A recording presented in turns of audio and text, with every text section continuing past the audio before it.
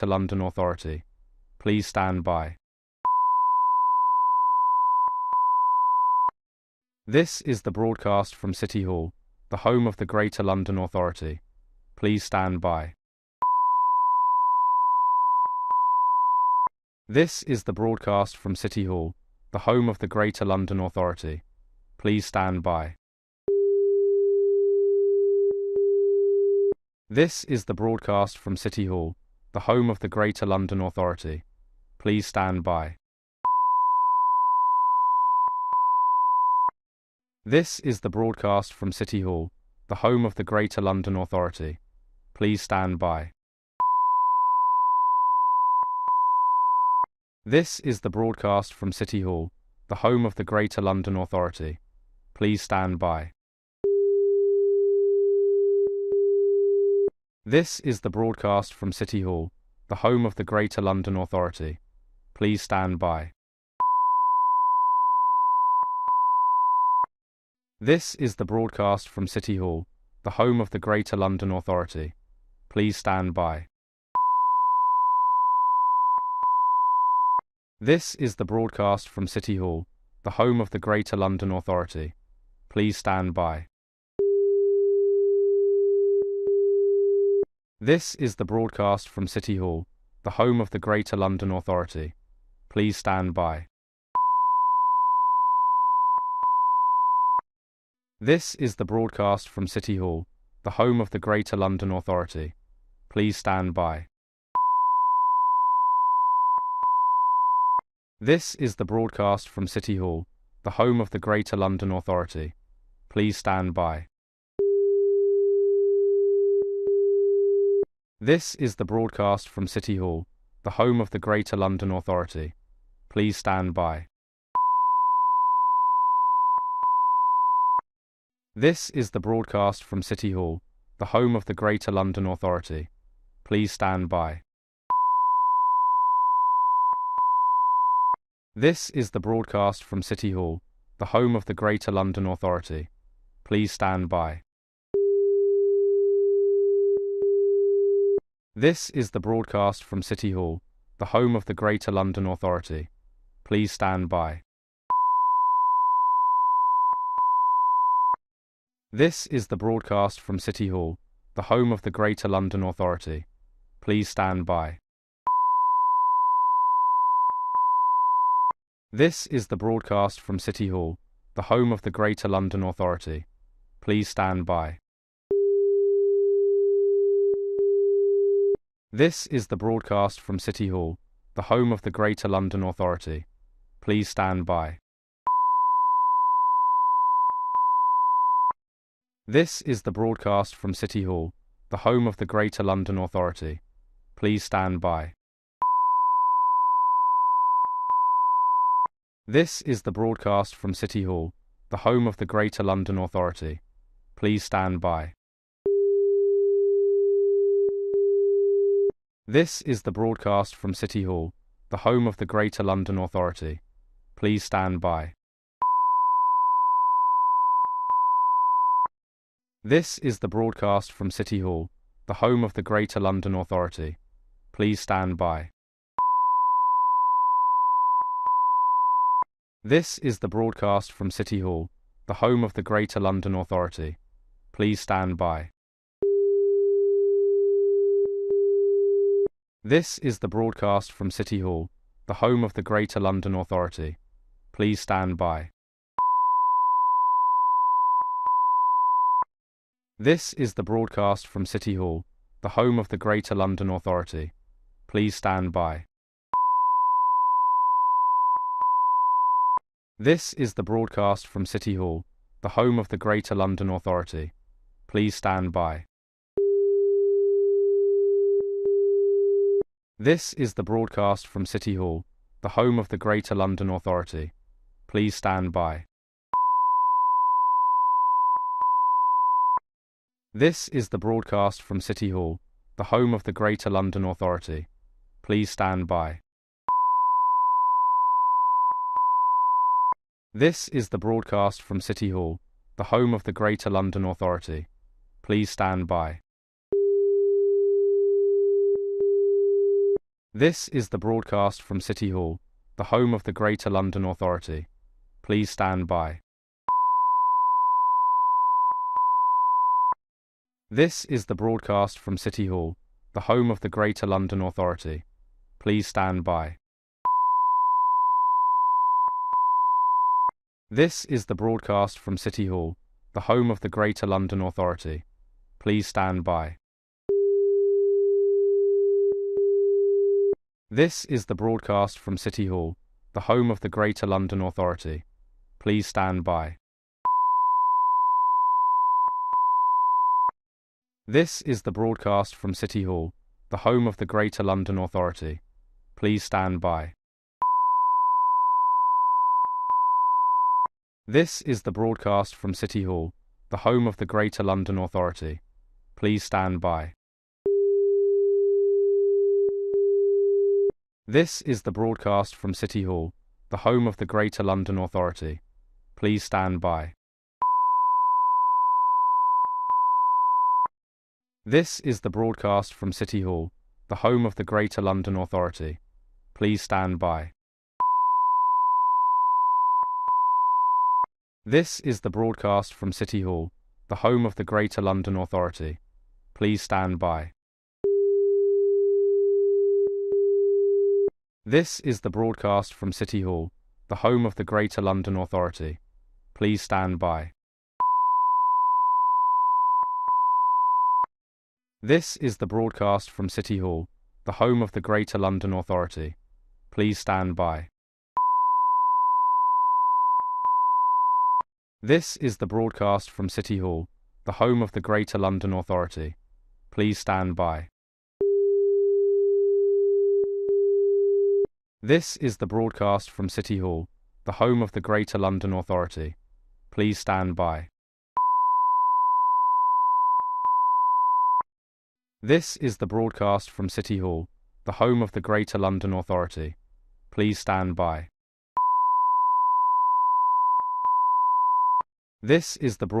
from City Hall, the home of the Greater London Authority. Please stand by. This is the broadcast from City Hall, the home of the Greater London Authority. Please stand by. This is the broadcast from City Hall, the home of the Greater London Authority. Please stand by. This is the broadcast from City Hall, the home of the Greater London Authority. Please stand by. This is the broadcast from City Hall, the home of the Greater London Authority. Please stand by. This is the broadcast from City Hall, the home of the Greater London Authority. Please stand by. This is the broadcast from City Hall, the home of the Greater London Authority. Please stand by. This is the broadcast from City Hall, the home of the Greater London Authority. Please stand by. This is the broadcast from City Hall, the home of the Greater London Authority. Please stand by. This is the broadcast from City Hall, the home of the Greater London Authority. Please stand by. This is the broadcast from City Hall, the home of the Greater London Authority. Please stand by. This is the broadcast from City Hall, the home of the Greater London Authority. Please stand by. This is the broadcast from City Hall, the home of the Greater London Authority. Please stand by. This is the broadcast from City Hall, the home of the Greater London Authority. Please stand by. This is the broadcast from City Hall, the home of the Greater London Authority. Please stand by. This is the broadcast from City Hall, the home of the Greater London Authority. Please stand by. This is the broadcast from City Hall, the home of the Greater London Authority. Please stand by. This is the broadcast from City Hall, the home of the Greater London Authority. Please stand by. This is the broadcast from City Hall, the home of the Greater London Authority. Please stand by. This is the broadcast from City Hall, the home of the Greater London Authority. Please stand by. This is the broadcast from City Hall, the home of the Greater London Authority. Please stand by. This is the broadcast from City Hall, the home of the Greater London Authority. Please stand by. This is the broadcast from City Hall, the home of the Greater London Authority. Please stand by. This is the broadcast from City Hall, the home of the Greater London Authority. Please stand by. This is the broadcast from City Hall, the home of the Greater London Authority. Please stand by. This is the broadcast from City Hall, the home of the Greater London Authority. Please stand by. This is the broadcast from City Hall, the home of the Greater London Authority. Please stand by. This is the broadcast from City Hall, the home of the Greater London Authority. Please stand by. This is the broadcast from City Hall, the home of the Greater London Authority. Please stand by. This is the broadcast from City Hall, the home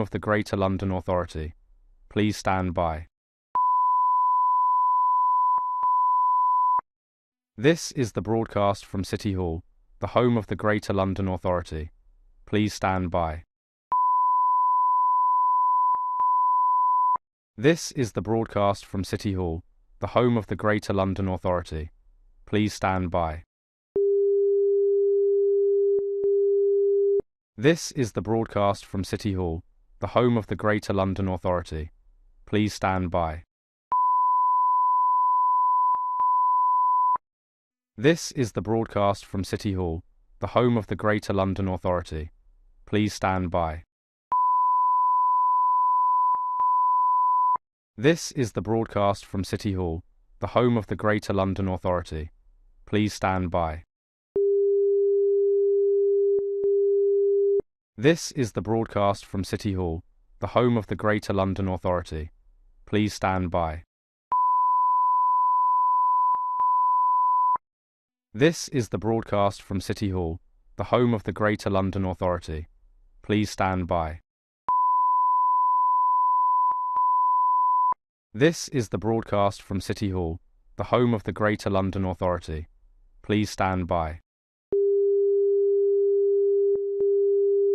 This is the broadcast from City Hall, the home of the Greater London Authority. Please stand by. This is the broadcast from City Hall, the home of the Greater London Authority. Please stand by.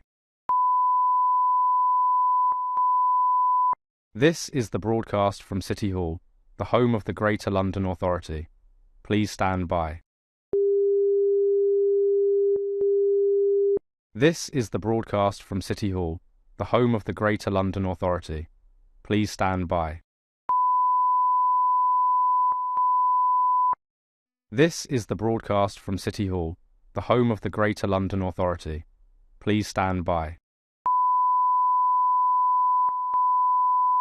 This is the broadcast from City Hall, the home of the Greater London Authority. Please stand by.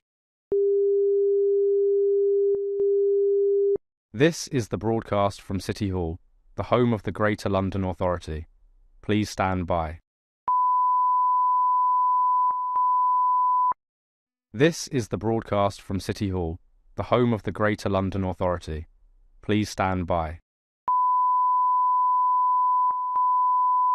This is the broadcast from City Hall, the home of the Greater London Authority. Please stand by. This is the broadcast from City Hall, the home of the Greater London Authority. Please stand by. This is the broadcast from City Hall, the home of the Greater London Authority. Please stand by. This is the broadcast from City Hall, the home of the Greater London Authority. Please stand by. This is the broadcast from City Hall, the home of the Greater London Authority. Please stand by. This is the broadcast from City Hall, the home of the Greater London Authority. Please stand by. This is the broadcast from City Hall, the home of the Greater London Authority. Please stand by.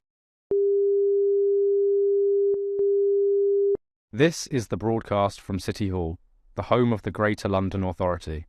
Please stand by. This is the broadcast from City Hall, the home of the Greater London Authority. Please stand by. This is the broadcast from City Hall, the home of the Greater London Authority. Please stand by. This is the broadcast from City Hall, the home of the Greater London Authority. Please stand by.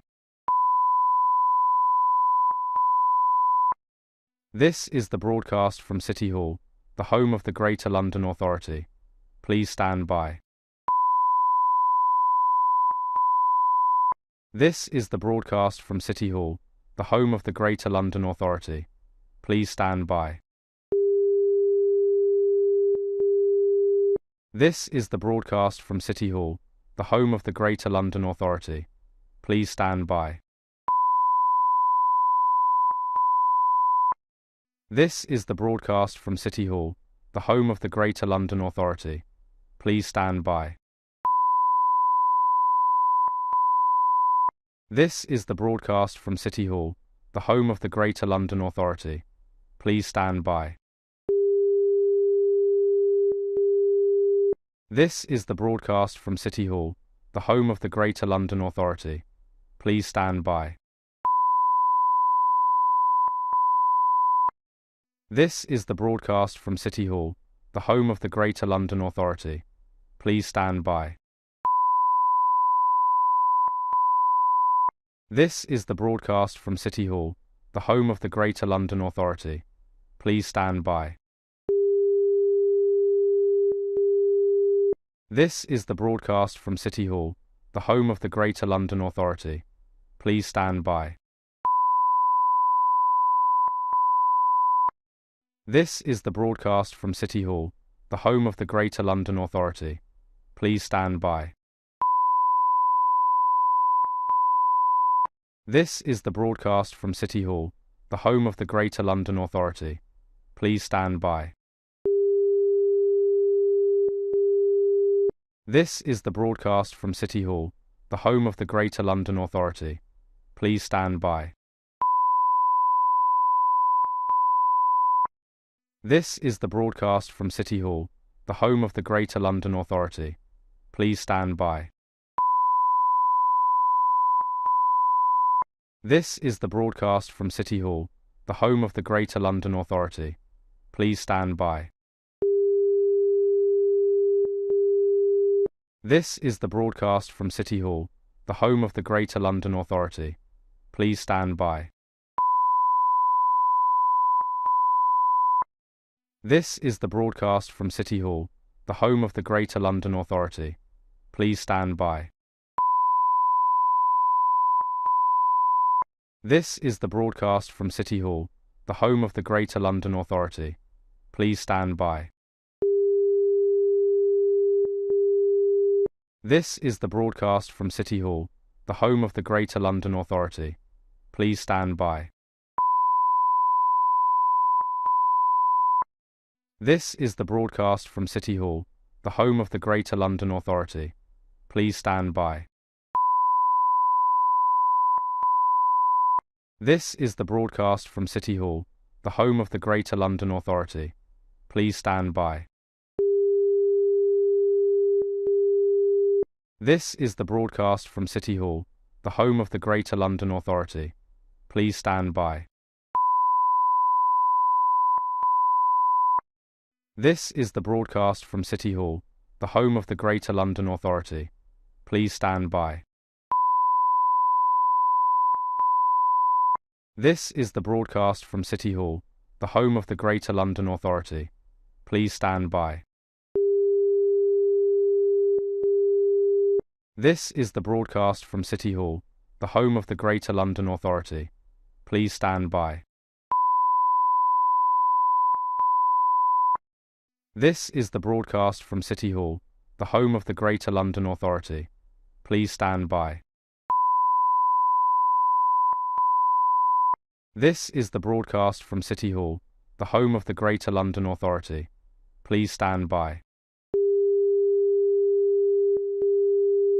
This is the broadcast from City Hall, the home of the Greater London Authority.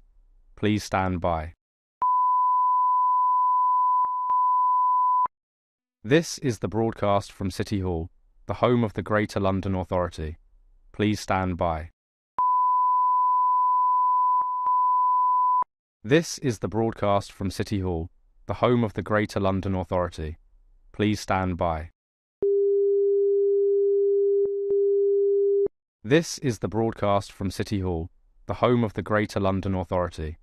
Please stand by. This is the broadcast from City Hall, the home of the Greater London Authority. Please stand by. This is the broadcast from City Hall, the home of the Greater London Authority. Please stand by. This is the broadcast from City Hall, the home of the Greater London Authority. Please stand by. This is the broadcast from City Hall, the home of the Greater London Authority. Please stand by. This is the broadcast from City Hall, the home of the Greater London Authority. Please stand by. This is the broadcast from City Hall, the home of the Greater London Authority. Please stand by. This is the broadcast from City Hall, the home of the Greater London Authority. Please stand by. This is the broadcast from City Hall, the home of the Greater London Authority. Please stand by. This is the broadcast from City Hall, the home of the Greater London Authority. Please stand by. This is the broadcast from City Hall, the home of the Greater London Authority. Please stand by. This is the broadcast from City Hall, the home of the Greater London Authority. Please stand by. This is the broadcast from City Hall, the home of the Greater London Authority. Please stand by. This is the broadcast from City Hall, the home of the Greater London Authority. Please stand by. This is the broadcast from City Hall, the home of the Greater London Authority. Please stand by. This is the broadcast from City Hall, the home of the Greater London Authority. Please stand by. This is the broadcast from City Hall, the home of the Greater London Authority. Please stand by. This is the broadcast from City Hall, the home of the Greater London Authority. Please stand by. This is the broadcast from City Hall, the home of the Greater London Authority. Please stand by. This is the broadcast from City Hall, the home of the Greater London Authority. Please stand by. This is the broadcast from City Hall, the home of the Greater London Authority. Please stand by. This is the broadcast from City Hall, the home of the Greater London Authority. Please stand by. This is the broadcast from City Hall, the home of the Greater London Authority. Please stand by. This is the broadcast from City Hall, the home of the Greater London Authority. Please stand by. This is the broadcast from City Hall, the home of the Greater London Authority. Please stand by. This is the broadcast from City Hall, the home of the Greater London Authority. Please stand by. This is the broadcast from City Hall, the home of the Greater London Authority. Please stand by. This is the broadcast from City Hall.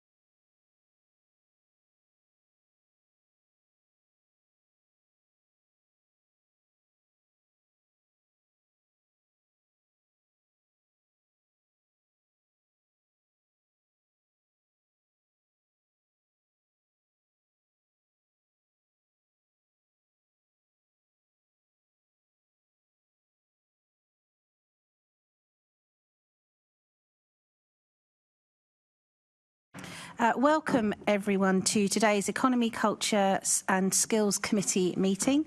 Thank you all for joining us. Today we will be looking into the experiences of unpaid carers in London.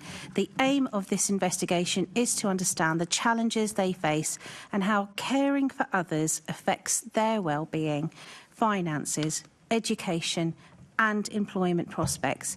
It's important to identify which groups are most likely to be unpaid carers and to evaluate the support currently available to them. We will also look into successful interventions both in London and beyond and consider what the Mayor can do to help. Before we get started, I'd like to remind everyone to please switch their mobile phones to silent mode. I also ask that members and guests position their electronic devices away from their microphones. Please adjust your microphones so that you can be heard clearly, and remember to lift them from the base if needed. Members of the public are encouraged to follow at London Assembly on various social media platforms. When using X, please use the hashtag Assembly Economy for this committee. Now I have a few items of business to cover. Can I now ask the committee clerk, Sal Fazal, to confirm and any apologies for today's meeting? Thank you, Chair. Apologies for absence have been received from Assembly Member Polanski. Additionally, in accordance with Standing Order 2.4D, with permission from the Chair, Assembly Member Wilson will attend the meeting virtually. Thank you. Can I ask the committee to note the recommendations set out on item 2 and ask if members have any other interest to declare? Okay, thank you. And can I ask the committee to note the changes to its membership as agreed by the London Assembly at its plenary meeting on the 13th of November 2025 and welcome Assembly Member Harani and Assembly Member Wilson to the Economy, Culture and Skills Committee. Welcome both of you. Can I ask the committee to note the change to its terms and reference as agreed by the London Assembly at its plenary meeting on November 13th, 2025, namely that the London Market Board has been retired and the committee now has the lead responsibility for the scrutiny of the Mayor's London Business Forum. Thank you. You can speak, others. You can. Thank you. Thank you very much. Can I ask the committee to confirm the minutes of the meeting held on the 13th November 2025 to be signed by me as correct record? Thank you. Can I ask the committee to note that the closed and ongoing actions arising from previous meetings and the additional correspondence received and sent? Now we can move on to our main item of business, a discussion on the committee's investigation into London's unpaid carers. We have structured our meeting into 2 panels and I'd like to welcome our guests for the first panel in the chamber. We have Nadia Taylor, the Chair of Board of Trustees for the Carers Network. Thank you very much for coming in. John Perriman, who's the Head of Policy for Carers UK. Allegra Lynch, who's the Chief Executive for Camden Carers. And Rahati Chapman, who is the Executive Director for Programmes, Policy and Impact for the Carers Trust. Thank you and welcome. Thank you for coming to City Hall. Now, I'm going to be doing the very first question. It will be for all of you. Shall we start with Allegra and then go along the panel? And the first question is about who London's unpaid carers are.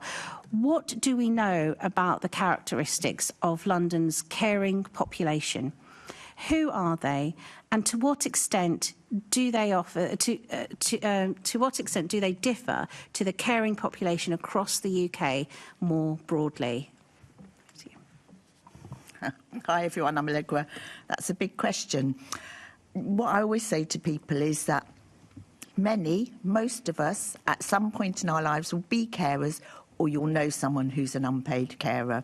If you think about your own lives, where you've maybe got an elderly relative, a friend with a disability, a child with a learning disability, you will know somebody caring for that person, and that's who we're talking about today, unpaid carers. I'm going to leave it to my colleagues to give you the actual stats in London, but I know in Camden, in the borough I work in, there were just over 14,600 unpaid carers in Camden alone. Of which only about 5,000 are known to us. The majority for us, about 70% are female, but again, I think colleagues will highlight that that's around identification, so men don't identify themselves as much as carers. The age group that's the biggest is those kind of age 55 plus, so women aged 55 plus. But as I said, every one of us will either know or be a carer at some point in your lives. Thank you, Allegra. I mean, you were very keen to me to even share my own stories being a carer for my mum when she got cancer, and my brother and I had to take up all the responsibilities of looking after her, and I think that's a story that some of us here can also share. I think that's important that we do that. Thank you so much. I want to say, because it is such a big challenge, because people say, well, I'm doing what comes naturally, I'm doing a family thing, so I'm looking after a loved one, but it's the impact that can have on you when you're doing that long term. I mean, just a very small example I always like to give. I've got a rotten cold at the moment.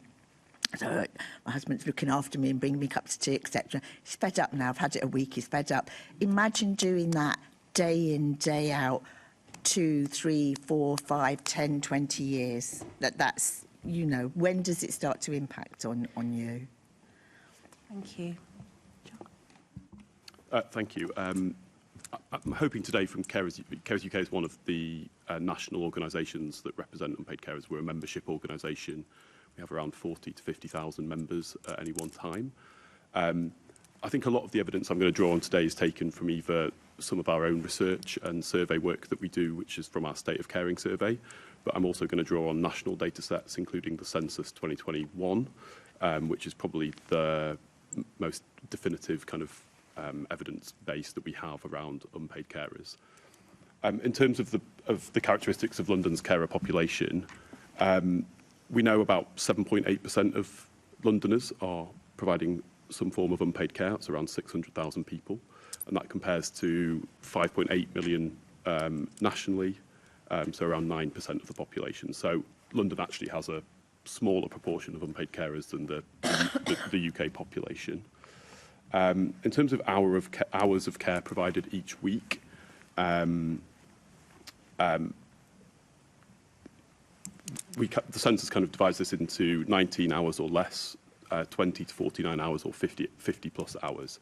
And we would define anything over 20 hours as really substantial levels of care, as Allegra was talking about. That's where we think the impact on the individual of providing that level of care can be really severe. In London, people providing under 19 hours and under 50 hours is actually lower than the national average, but above 50 hours is higher. In terms of age, as like we said, the kind of peak ages for caring is between 40 and 60. And people who are older are more likely to provide those very substantial higher hours of care. Because London has a younger age profile, that only 15% of adults are aged over 65 in London versus 23% in England overall. London's unpaid carers are more likely to be of working age than and less likely to be over 75. Likewise with ethnicity, because London is such an ethnically diverse city, the percentage of people who are providing unpaid care in London are much less likely to be white and much more likely to be from ethnic minority background. I think I'll stop there for now. Hi, good afternoon, everyone. My name's Rahati Chapman. I am one of the executive directors at Carers Trust. We work really closely with Carers UK.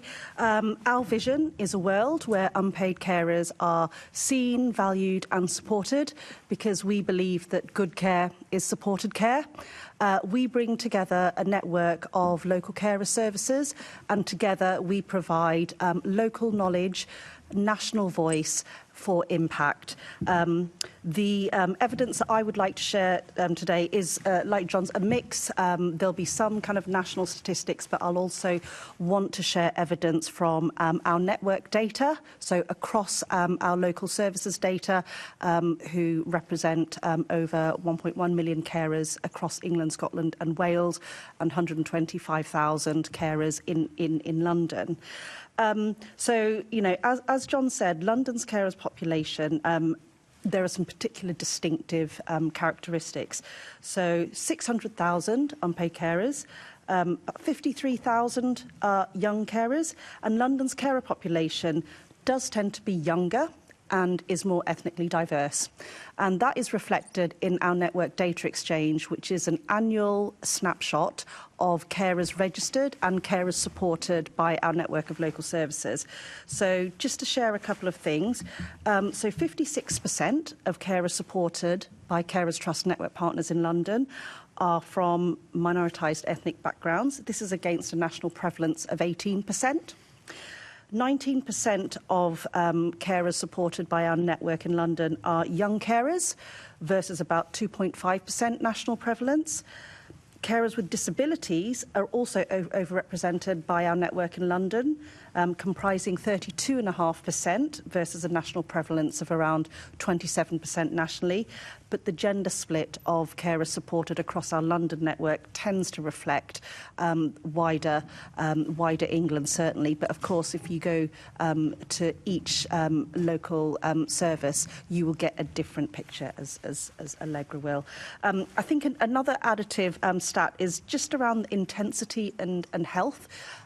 because carers have their own needs as well. I think it's really stark when you start talking about the number of unpaid carers who care for over 50 hours a week. So we know the average working week, should be about 35 hours. I don't actually know if that's an official definition now, but around 1 in 3 provide over 50 hours of care.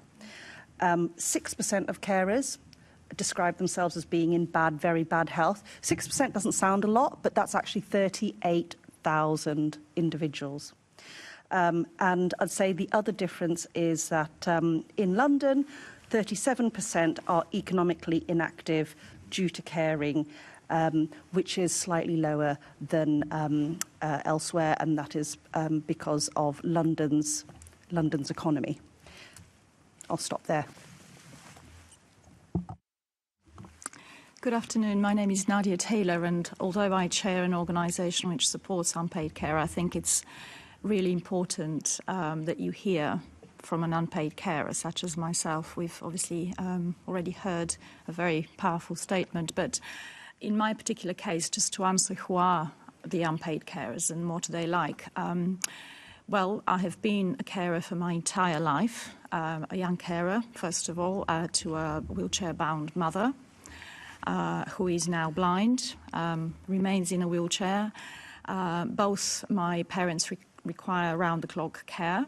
They live with me because of that, which, as you can imagine, has had a huge, absolutely huge, life-changing impact on my personal circumstances, career ambitions. I had to abandon a career in licensing law, for which I had not just studied hard, but worked very hard to establish and reach a point where I probably would have made or was already making a wonderful contribution to society, but family comes first. And I think this is a choice that, in fact, it's a debatable whether it's a choice or necessity, I have to say.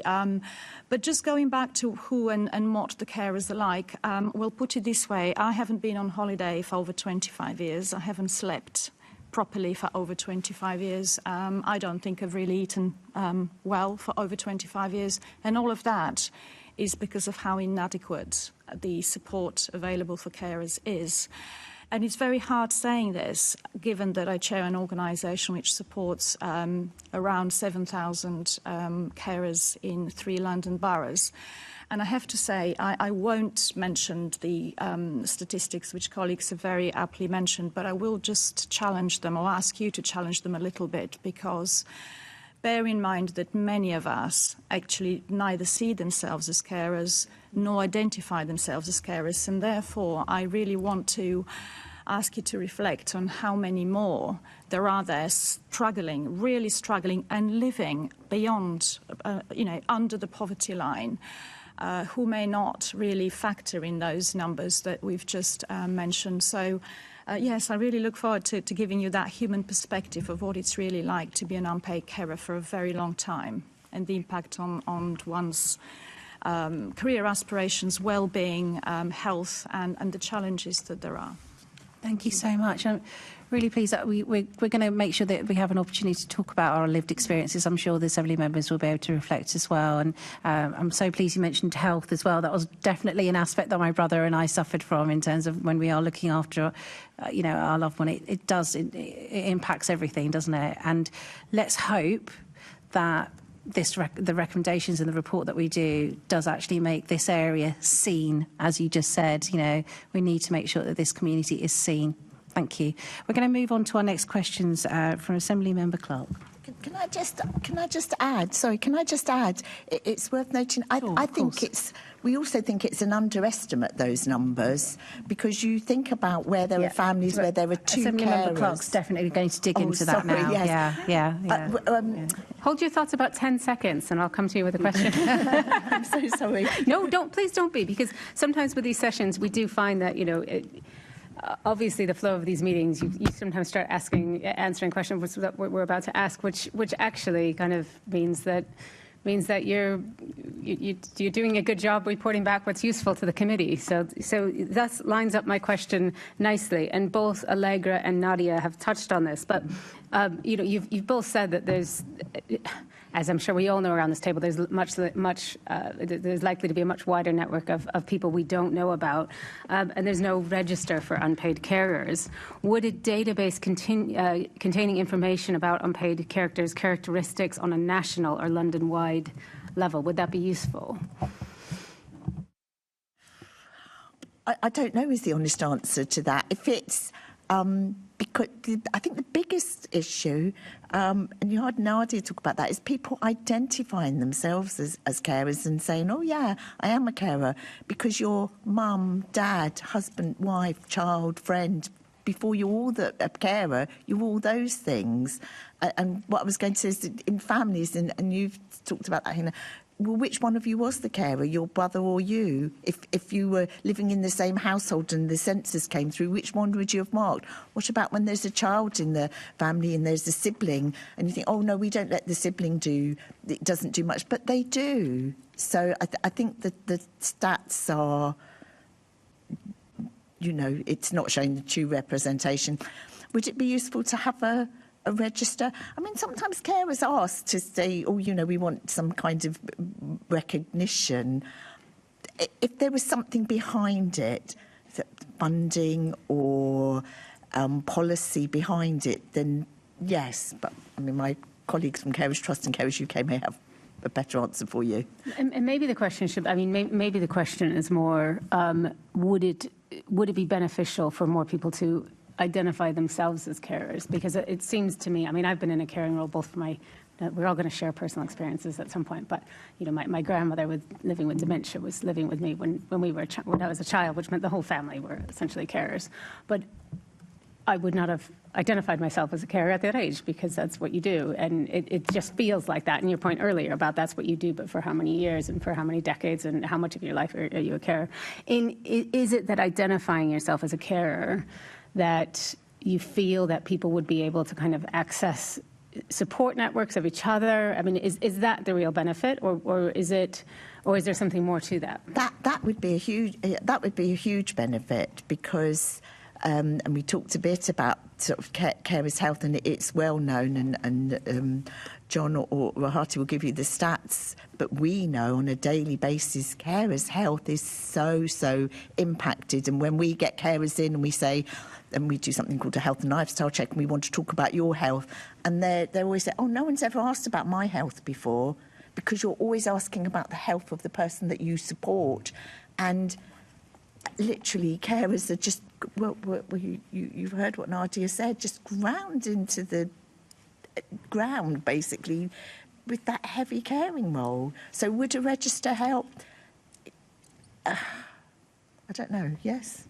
What do you think? I'll try and pick up, Anne, on Yes, both parts of the question. I think identification is one of the absolutely key challenges that we face. So we know on average from Carers UK's research, we know on average it takes around 2 years for someone to identify as a carer and recognise their caring responsibilities as such. Having said that, I think lots of people, for different reasons, including cultural reasons, find it difficult to adopt that word as their defining characteristic. But we think that, supporting people to self-identify, but also getting help being practically identified by people such as NHS professionals, local authority, is a really key part of solving some of the challenges that people are facing. I think in terms of a register, I think from Carers UK, I know this was something that came up in the 2018 report that the London Assembly produced previously. I think if a register were developed, I think it could help to kind of target advice, financial support, breaks, help to understand the population of London's carers better. It could support the planning of social care services, the commissioning of services, including transport services, for example. But I think there are some kind of risks and design challenges that exist. So I think if there was a register, would that mean that only people who are on the register actually were then kind of put forward for services? So I think it would need to be designed in a way that was inclusive. I think it would need to be kind of co-produced with carers so that people could understand the importance of why being on such a register was there. And I think there are some again, some cultural challenges around why people wouldn't want to share data. I think the other thing that needs to be taken into perspective is that 12,000 people a day take on a new caring responsibility. So I think there's some practical considerations about how you would maintain that. Sorry, that's across the UK. How you would maintain a register. And there's huge fluctuations in the number of people who are starting and stopping caring, all the time. So I think if designed in the right way and it was an inclusive tool which allowed people, which benefited carers' lives, then I think that could be beneficial. But I think there are some real practical considerations that would need to be taken into account. From Carers Trust point of view, I think it's an interesting principle which I think does need further discussion, with carers, and like John, I had also recognised this had come up previously. So I can understand the attraction of having a register for all the reasons that John's outlined, but there are really practical and kind of systemic considerations here. So one is the fact that, caring is not a totally static characteristic. People cycle in and out of care. And what do you use? If you only used carers claiming carers allowance, well, we know that would be a really bad idea because the number of carers claiming carers allowance is very, very low. And in fact, in London, I think it's 124,000 carers claiming carers allowance. So if it was then a mixture of different data sources through GP practices, through local carer services, through local authority, well, we know that there's a lot of work that we need to do across data frameworks, across the system, across the statutory sector, across civil society, all actors who work with carers. So I think it's a good idea if we can get the construct right, and carers believe it will actually lead to support. Because the problem is not only knowing how many carers are, it's actually once you assess and identify carers, do you support them? That is the big question. And we know from data, nationally and also from our network, that actually the number of carers having undergone an assessment that actually leads to support is actually declining. So if you're going to have a register and it's only showing you the number of carers who need help, not the carers who are actually accessing help, then actually that's probably a bad idea. Yeah. I think one of the challenges has actually been with recognition, not just by ourselves, but actually by society, and recognition of the work that we do. I mean, we're often described as that hidden workforce, but we really are actually on the margins. So I'm actually in favour of having a register, but only and only if it is tied in with financial support and actual recognition. I think the pandemic was actually provided an excellent example of where we were not seen as anybody relevant. We were not care workers. We were not we had no recognition. We weren't allowed to, I've had a lot of troubles collecting prescriptions, for example, because there was no document I could actually say I'm actually a carer. I'm here performing a very vital function by, going out there and finding, bringing medication, finding provisions. And I think from a carer's perspective, a register is actually very, very helpful. Yes, I see the practicalities, and I think, again, my colleagues have very aptly identified those. But if you have a system, the police have a national database. It's not impossible to have a proper database. It shouldn't be to collect administrative data, though. It should be to be able to then serve as a tool to identify and actually provide some sort of a support plan. I don't know whether it's too much of an expectation for that support plan to be sort of person-centred and tailored to the particular individual. But I think I would welcome an opportunity to actually say, yes, I have been doing this for so many years. I support a number of people at home. The impact on my own life is tremendously onerous. It really is. And therefore, having that legitimate, if you like, recognition would be helpful. I would welcome that. As long as I said, and I want to stress this, as long as it does not remain just an administrative data collection, demographic box-ticking exercise. Thank you. We're moving on to poverty and welfare provision, but just to let you know that the Assembly member may just refer to a particular guest on the panel. You don't all have to answer the question. So, Assembly member Garrett. Thanks. So perhaps we'll start with Allegra and Nadia. Excuse me. Thinking about hardship and poverty, which obviously is quite common among unpaid carers. What do you think are the main drivers of that? And thinking about the welfare system and particularly the carers allowance, how effective is that in tackling the problem?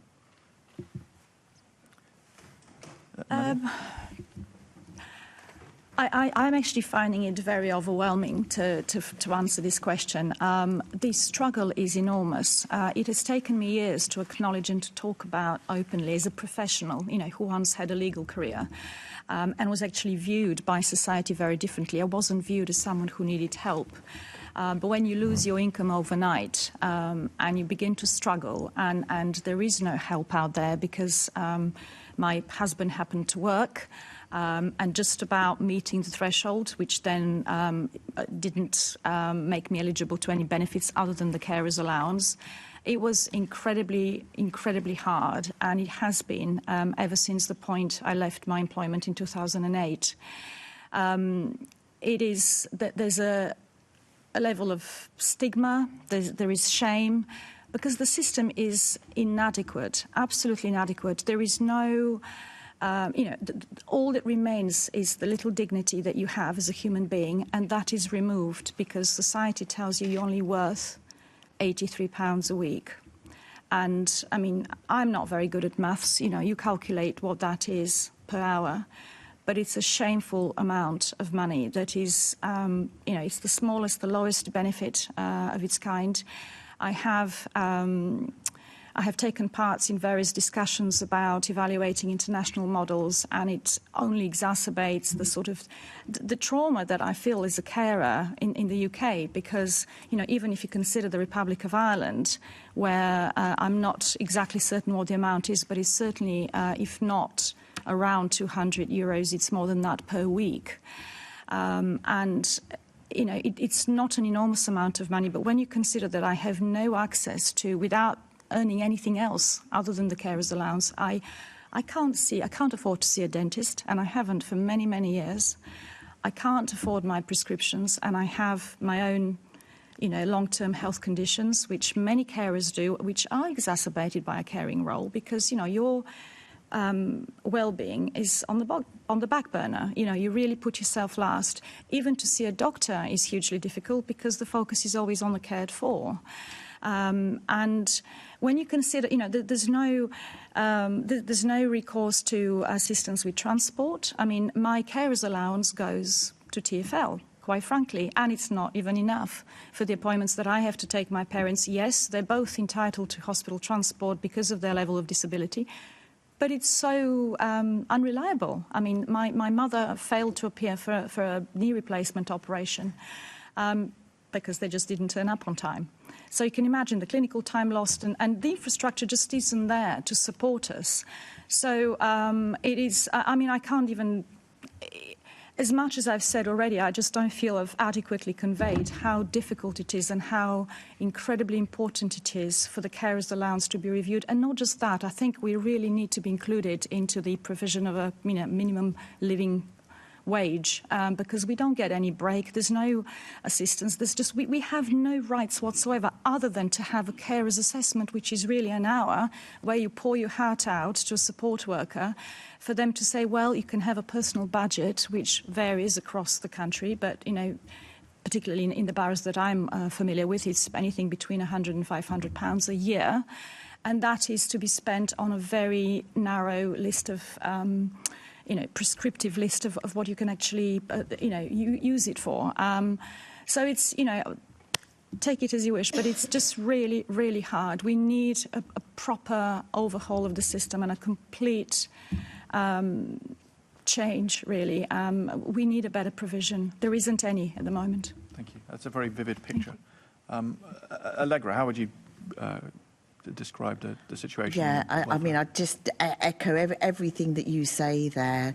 I'm thinking about 10 years ago, 2 young carers who came to us in their early 20s, caring for 2 relatives.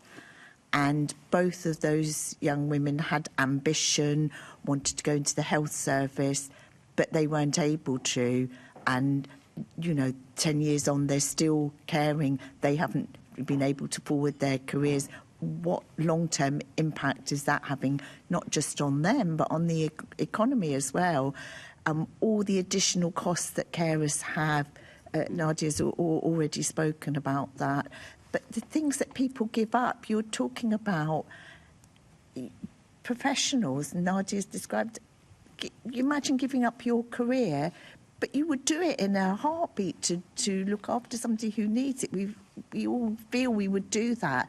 But you're giving up so much. You're not just giving up your career. That has a long-term impact on your health. That has a long-term impact on your mental well-being. Those are individual stories behind all the stats you hear. So, and all the added costs. And I'm just even thinking just since the end of lockdown, how even the small grants that we offer, and we do quite well on those in Camden, have gone up quarter on quarter, where we're now giving out over 120, 130,000 pounds in small grants, and people are so grateful for £200-300 grant. What's that about? How desperate are you when you're actually that's making a difference?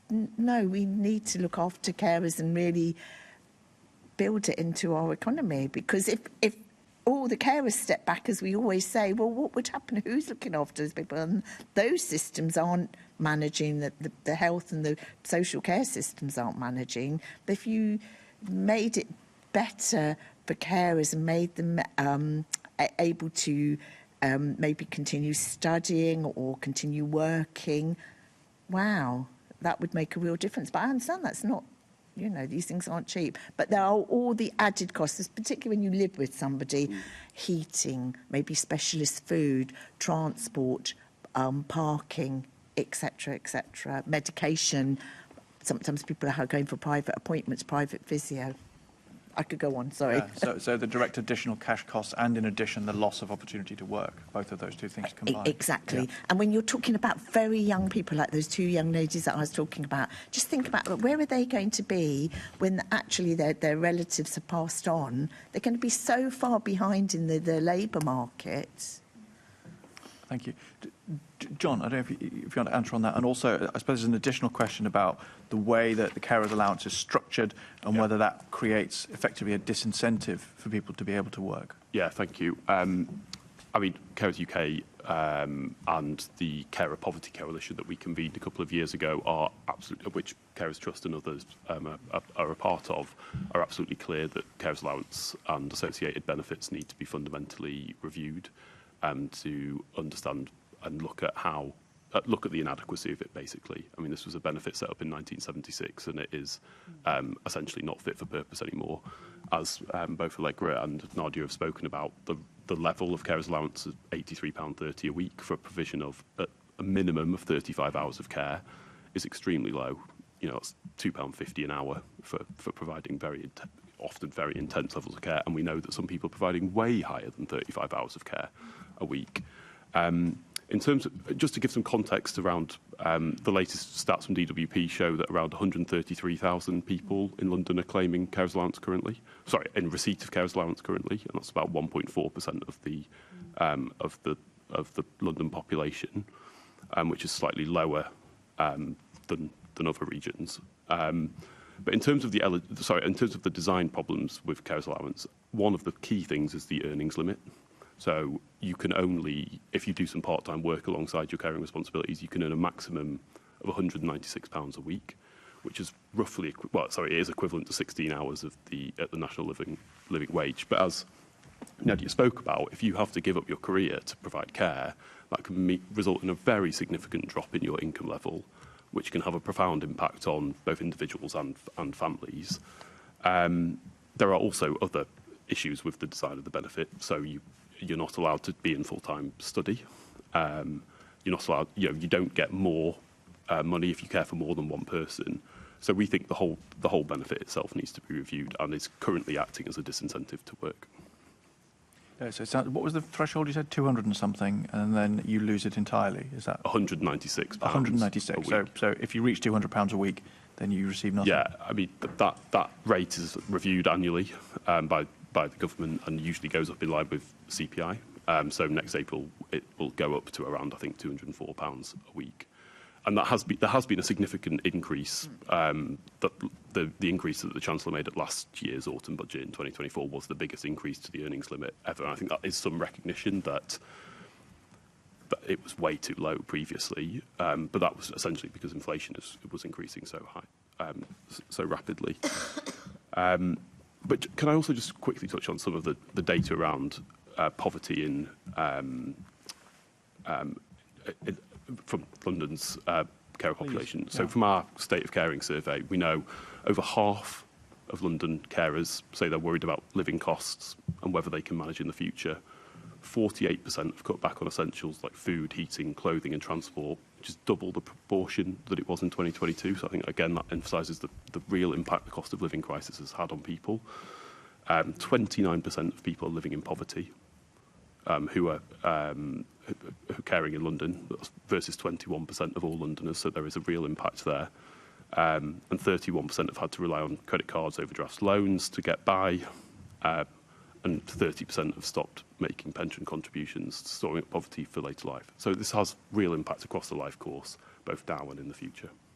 Thank you very much. Rahati. Lots of rich evidence there, and yes, Carers Trust shares a lot of the sentiment that John's just shared there. I just want to add on the carers allowance. If you study for over 21 hours, you also are cancelled out from carers allowance, so that penalises students who are often in education because they want to think about their future. I think the things that I would like to add in relation to kind of, Carers Trust kind of support to carers and local carer services.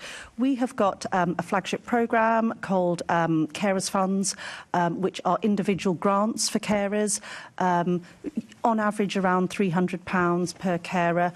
Carers access this grant by being registered with one of our network partners. We have, since COVID, seen a remarkable interest in philanthropists in supporting this, because there is a growing recognition of the cost of caring. And I want to share just from our kind of Carers Funds analysis that actually carers in London are always one of the main two regions who claim Carers Funds. And I think I can share with you that so far this year, we have distributed £175,000 in individual grants to 557 Londoners, unpaid carers. That's out of about just under 1 million across the whole of England, Scotland, Wales. 90% of London carers applying for Carers Funds care for more than 35 hours a week.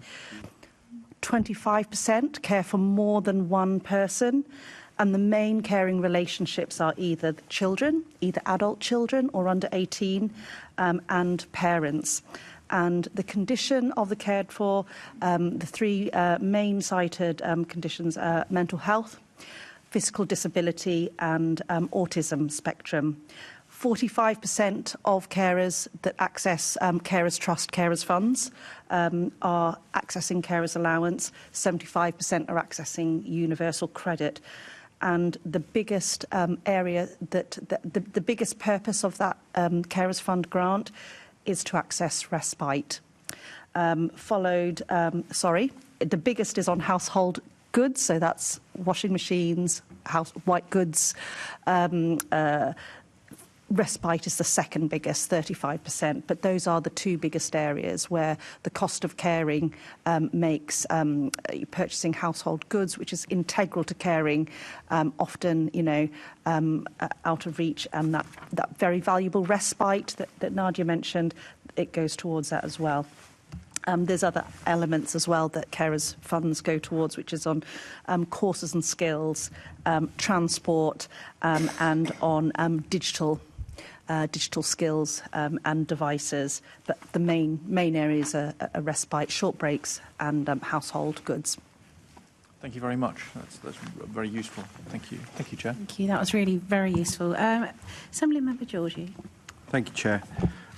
So for Nadia and Allegra, how effective are London's local authorities in supporting their unpaid carers? I feel like you've gone some way to answering that question already, but specifically on local authorities. And Nadia, I know you've got experience with various local authorities, so if you could also just answer as to how it's differed between each council. So do you want to start with Nadia and then we'll go to Allegra?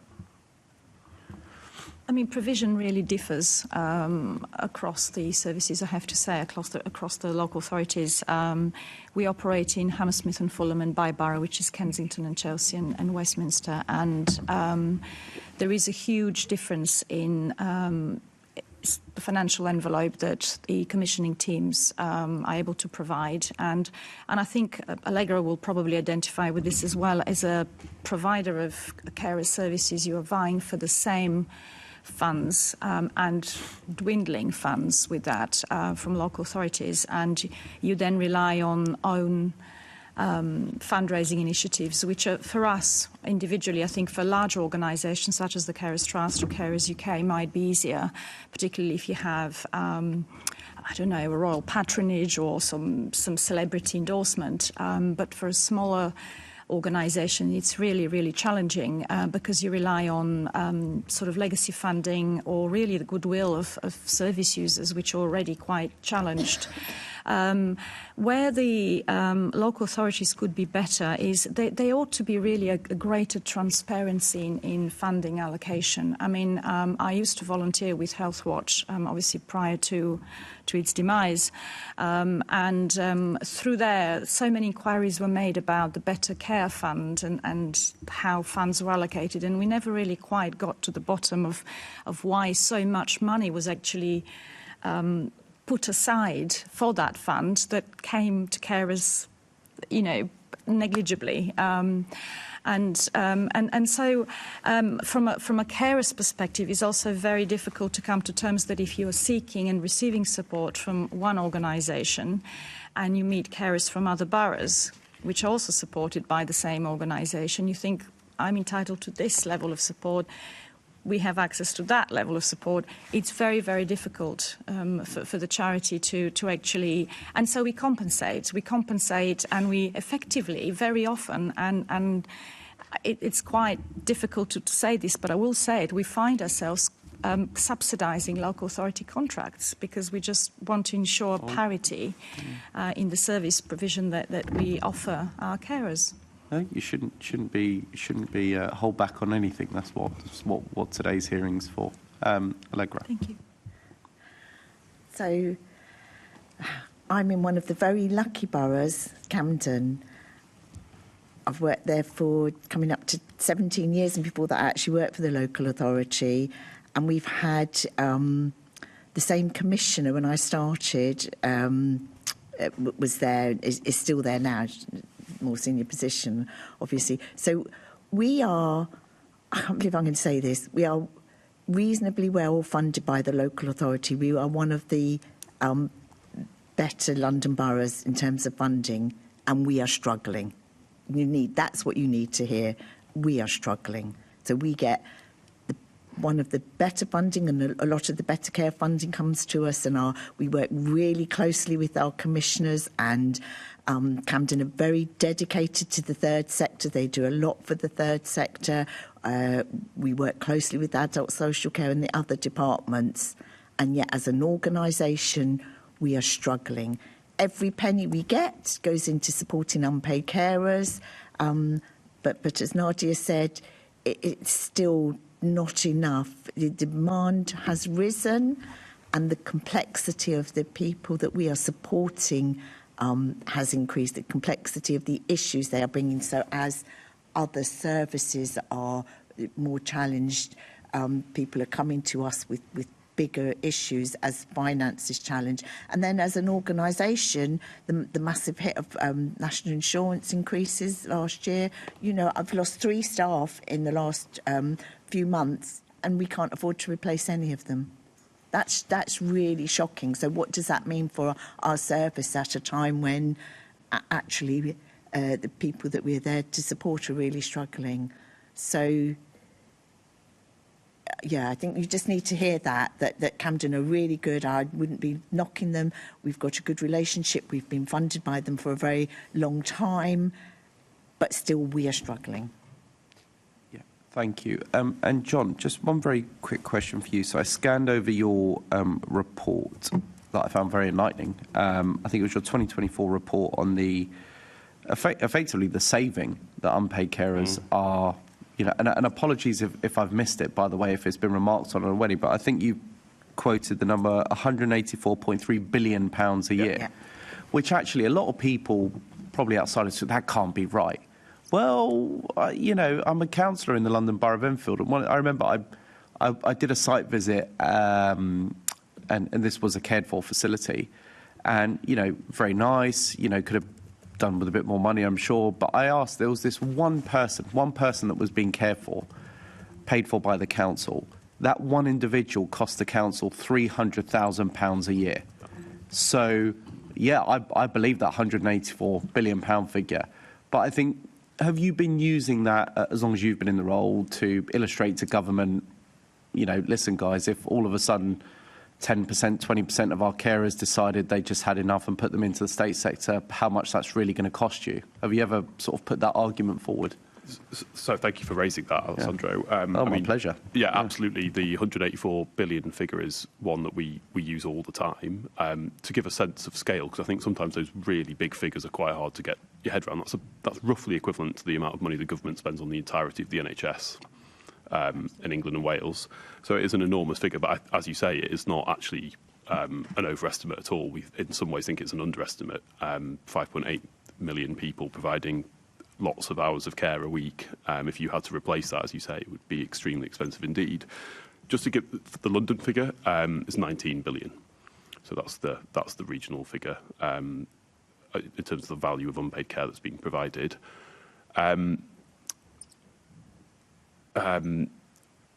Yeah, I mean, in terms of asking people or saying to government, I think in some ways it's a poison chalice, that figure, actually, because it demonstrates to government how expensive it would be to replace some of that care if you had to get rid of it.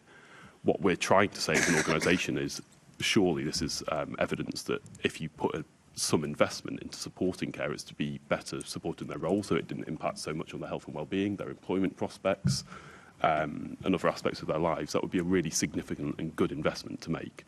People aren't going to stop providing the unpaid care that they provide. What they're looking for is more support in the role, and for it not to have such a significant impact on all aspects of their lives, and for it to become all-consuming. People want to look after their loved ones. It's something that I think probably every single person in this room would want to do if they were put in that situation. And just to be clear, most people in this room will provide unpaid care at some point in their lives.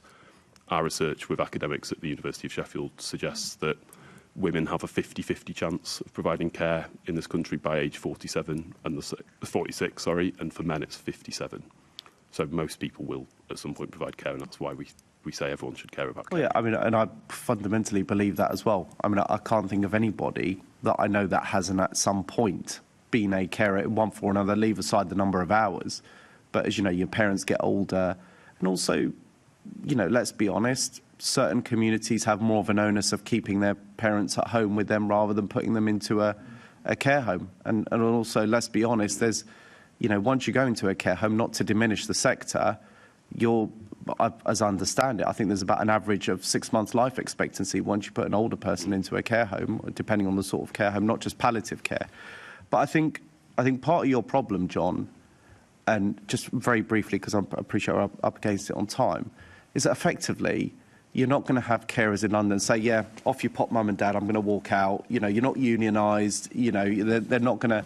You can't operate in that way to demonstrate to the government, any government, mind you, that actually we're saving you X amount. You're about to find out very quickly how much we're saving you. So, I mean, how would you...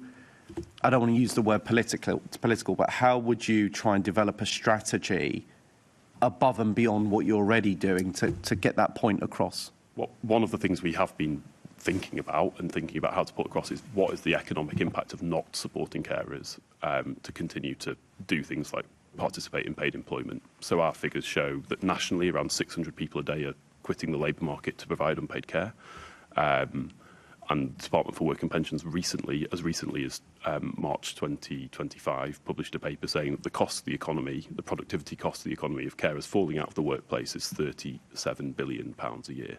Now, we think those are figures that the Treasury should be looking at extremely carefully and thinking, how can we support people, firstly, not to be having to provide such high levels of care a week that they are left in no position but to basically quit their job, but also how can we make employers more flexible, how can we enhance employment rights so that people are able to have that balance between work and care.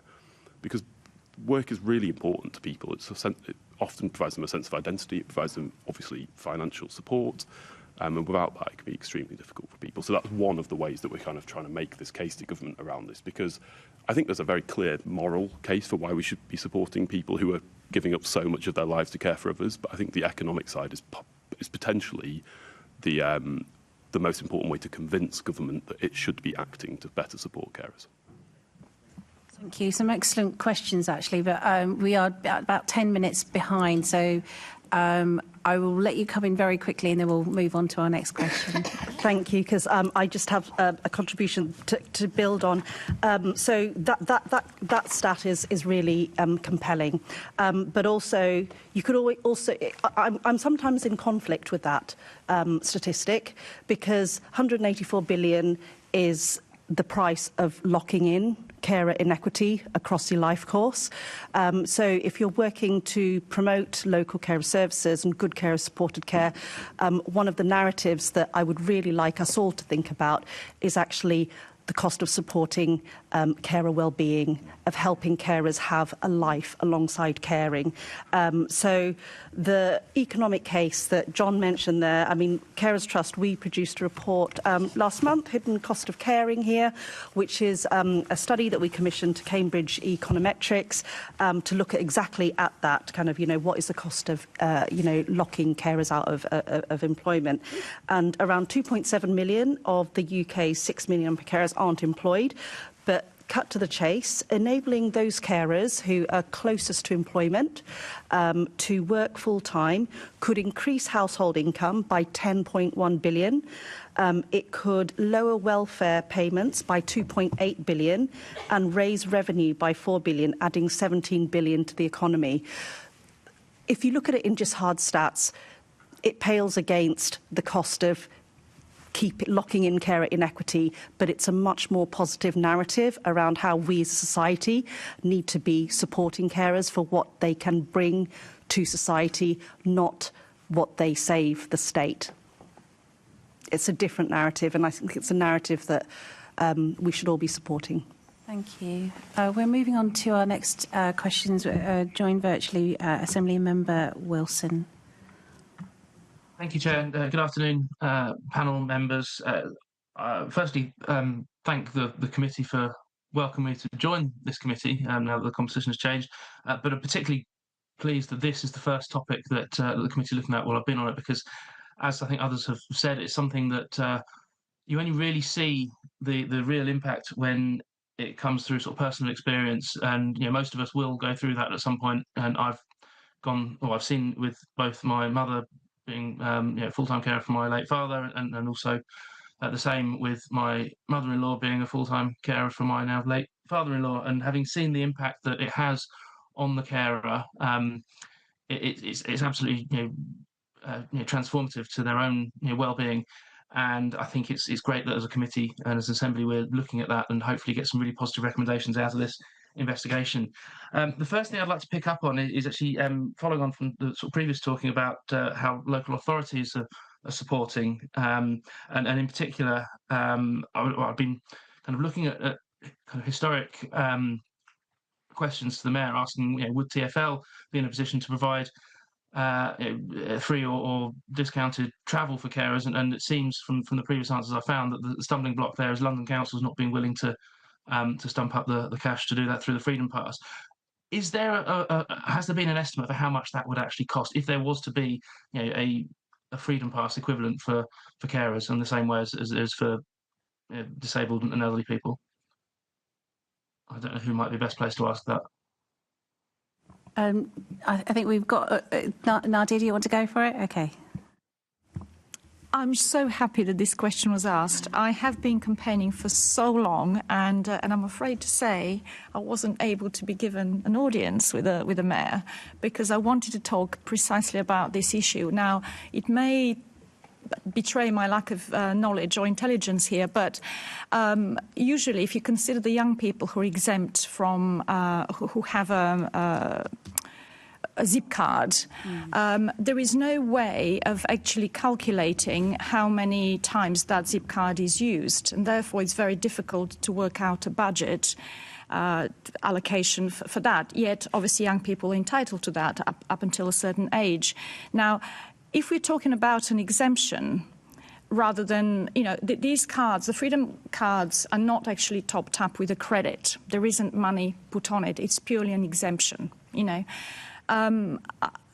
Is there really no way that this could be made possible for unpaid carers? I mean, I mentioned already that, it's TfL that eats my carers allowance, and it really, even for that, is not enough.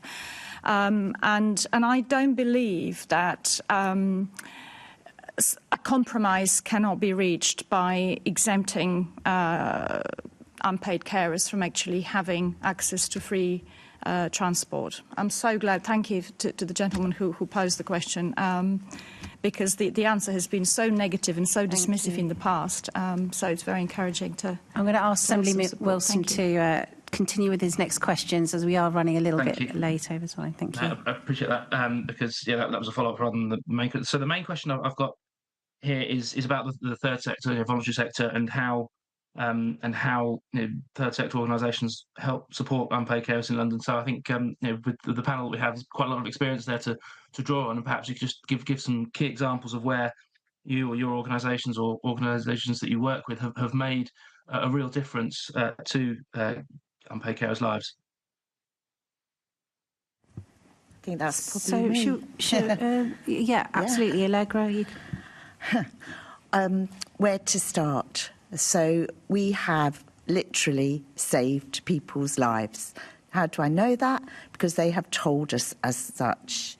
A few weeks ago, we had, and it's not uncommon, sadly now, and it has increased, we had 2 people on the same day that were suicidal, and they both had plans. I don't know if you know much about suicide, but when somebody has a plan, it sort of raises it to the next level. So that's just one very small thing.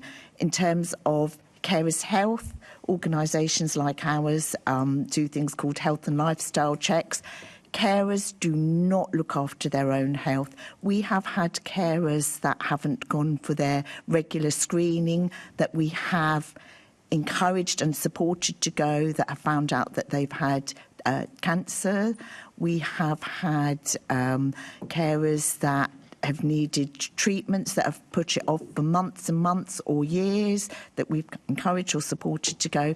So those are long-term. They save the economy. I wanted to say something else as well, just to remind everyone, it's not just people caring for older people. You have parent carers, you have people caring for people with mental health conditions. So there are all these different caring roles, people caring for friends with perhaps a drug or alcohol addiction. So those, we also do what are known as statutory carers assessments on behalf of the local authority. So there's so much, and it's just sometimes a really small thing that can make such a huge difference to a carer's life. I could say a lot more. Sorry, I know you're short on time. I don't know if Nadia wants to add anything. If I may, thank you very much. I mean, it is so true. If I mentioned to you the phrase modern-day slavery, you would not be thinking about unpaid carers, but I have to say this is something that is very much part of debates that we have as a board, but also wider in the local authorities that, in the areas that we support carers in. And when I, particularly as a carer, what I've wanted, I really don't see it as a big thing. I just want the access to the most basic of services. Free prescription. I haven't worked for a very long time in paid employment, but I haven't not worked. I just haven't been paid for it. I never clock off. It's 24-hour care, and many carers are like myself. How difficult is it for, if nothing has happened so far, hopefully it will in the future, to review and amend and improve the carers allowance? How hard is it to extend it to allow us access to free prescriptions, free dental care, free ophthalmological care, as well as obviously transport? There is so much that is reserved for claimants of benefits or people who are deemed to be eligible for other benefits. It's just really unfair, and I know life isn't fair, but it's just so, it removes the tiny amount of dignity that you've got left, having to beg for basic things. Imagine having to tell your GP, don't bother prescribing this, and I have a chronic condition, can't afford my prescriptions. What happens, if there are households where you have one parent or one adult looking after 3 other adults? If you have this is the reality for some. My husband is self-employed, has a fluctuating income, but in my particular case, I'm deemed ineligible because they look at a particular period when he does have income, and no one looks at the outgoings. No one looks at actually what is left, if any, after the mortgage has been paid. And when you put really the human aspect of things, it beggars belief that in a society that cares about the welfare of animals, the welfare of, people from the world, really, I feel abandoned. And I don't feel it, I am. And carers like myself are abandoned. We are on the fringes.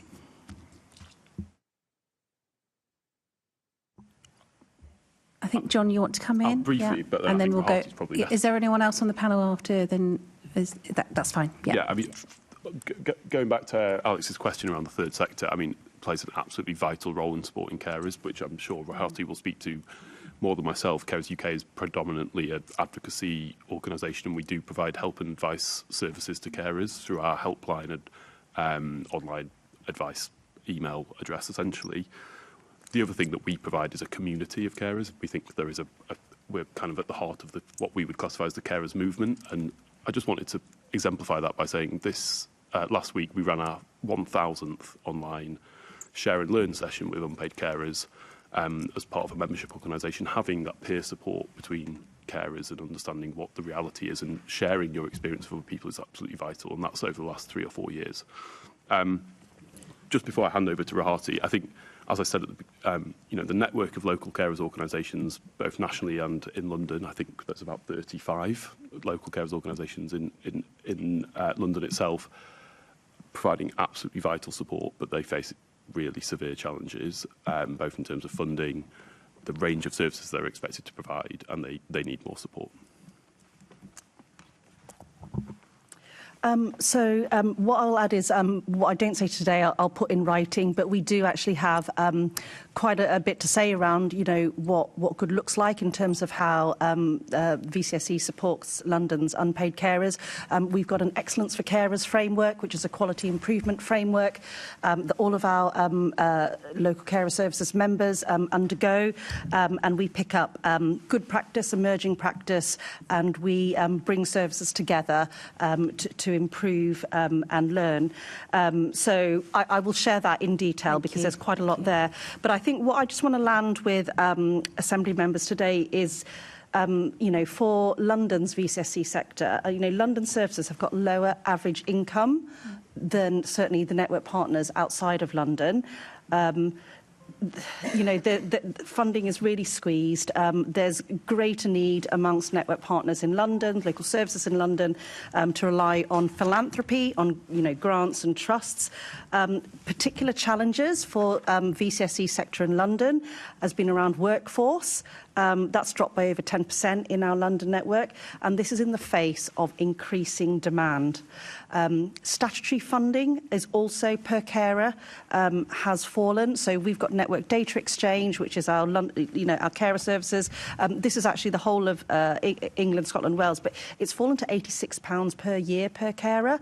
And when I speak to local leaders of carer service, they tell us that for every carer that comes through their door that they support, there is not a pound signed behind every carer. So carer services support carers because it's what they're there to do.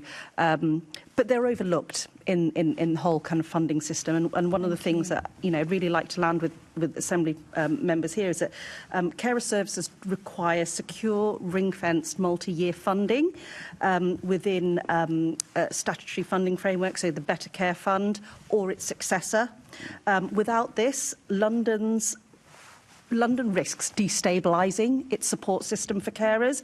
That will also have a through flow to what happens in hospitals, to readmissions, to carer well-being, increasing strain across the system. So, we will write in our written evidence, what we would really welcome, Assembly members and Mayor of London to do will be to put that scrutiny on council strategic planning, on how they fund local carer services. It needs to be better. Thank you. Do appreciate the written any evidence that you can bring forward. Assembly Member Wilson, are you okay to move on, or do you have? Yeah, absolutely. So the other question I have here, and I think probably already touched on it, so it's only very quickly, I guess, if there's anything additional, asking about the main challenges for the sector. I'm guessing the answer to that is funding. If there's anything else on top of that, very quickly, but I'm conscious of time. We've got nodding heads, but is there an additional point to that you'd like to add? Yeah. It isn't. So funding is definitely integral. But I alluded to it before. But it's around how we talk about unpaid care. It's the narratives that we hold around unpaid care that also really needs a shift. So Carers Trust, in partnership with the Health Foundation, Oxfam GB, and a wide array of social sector partners from academia, grassroots movements, carers themselves. We've developed 3 new frames for how we talk about unpaid care, and we think they're really fundamental to shift action and investment, because on the one hand, we talk about wanting to provide supported care, about supporting carer well-being. On the other hand, we use narratives that contradict our actions unwittingly. So that's the only thing I'd land is that we'll share more about that in our written evidence as well. Thank you. And I do again appreciate everyone here who's got additional questions, because it is a very personal lived experience that a lot of us have been through. Assembly Member Desai.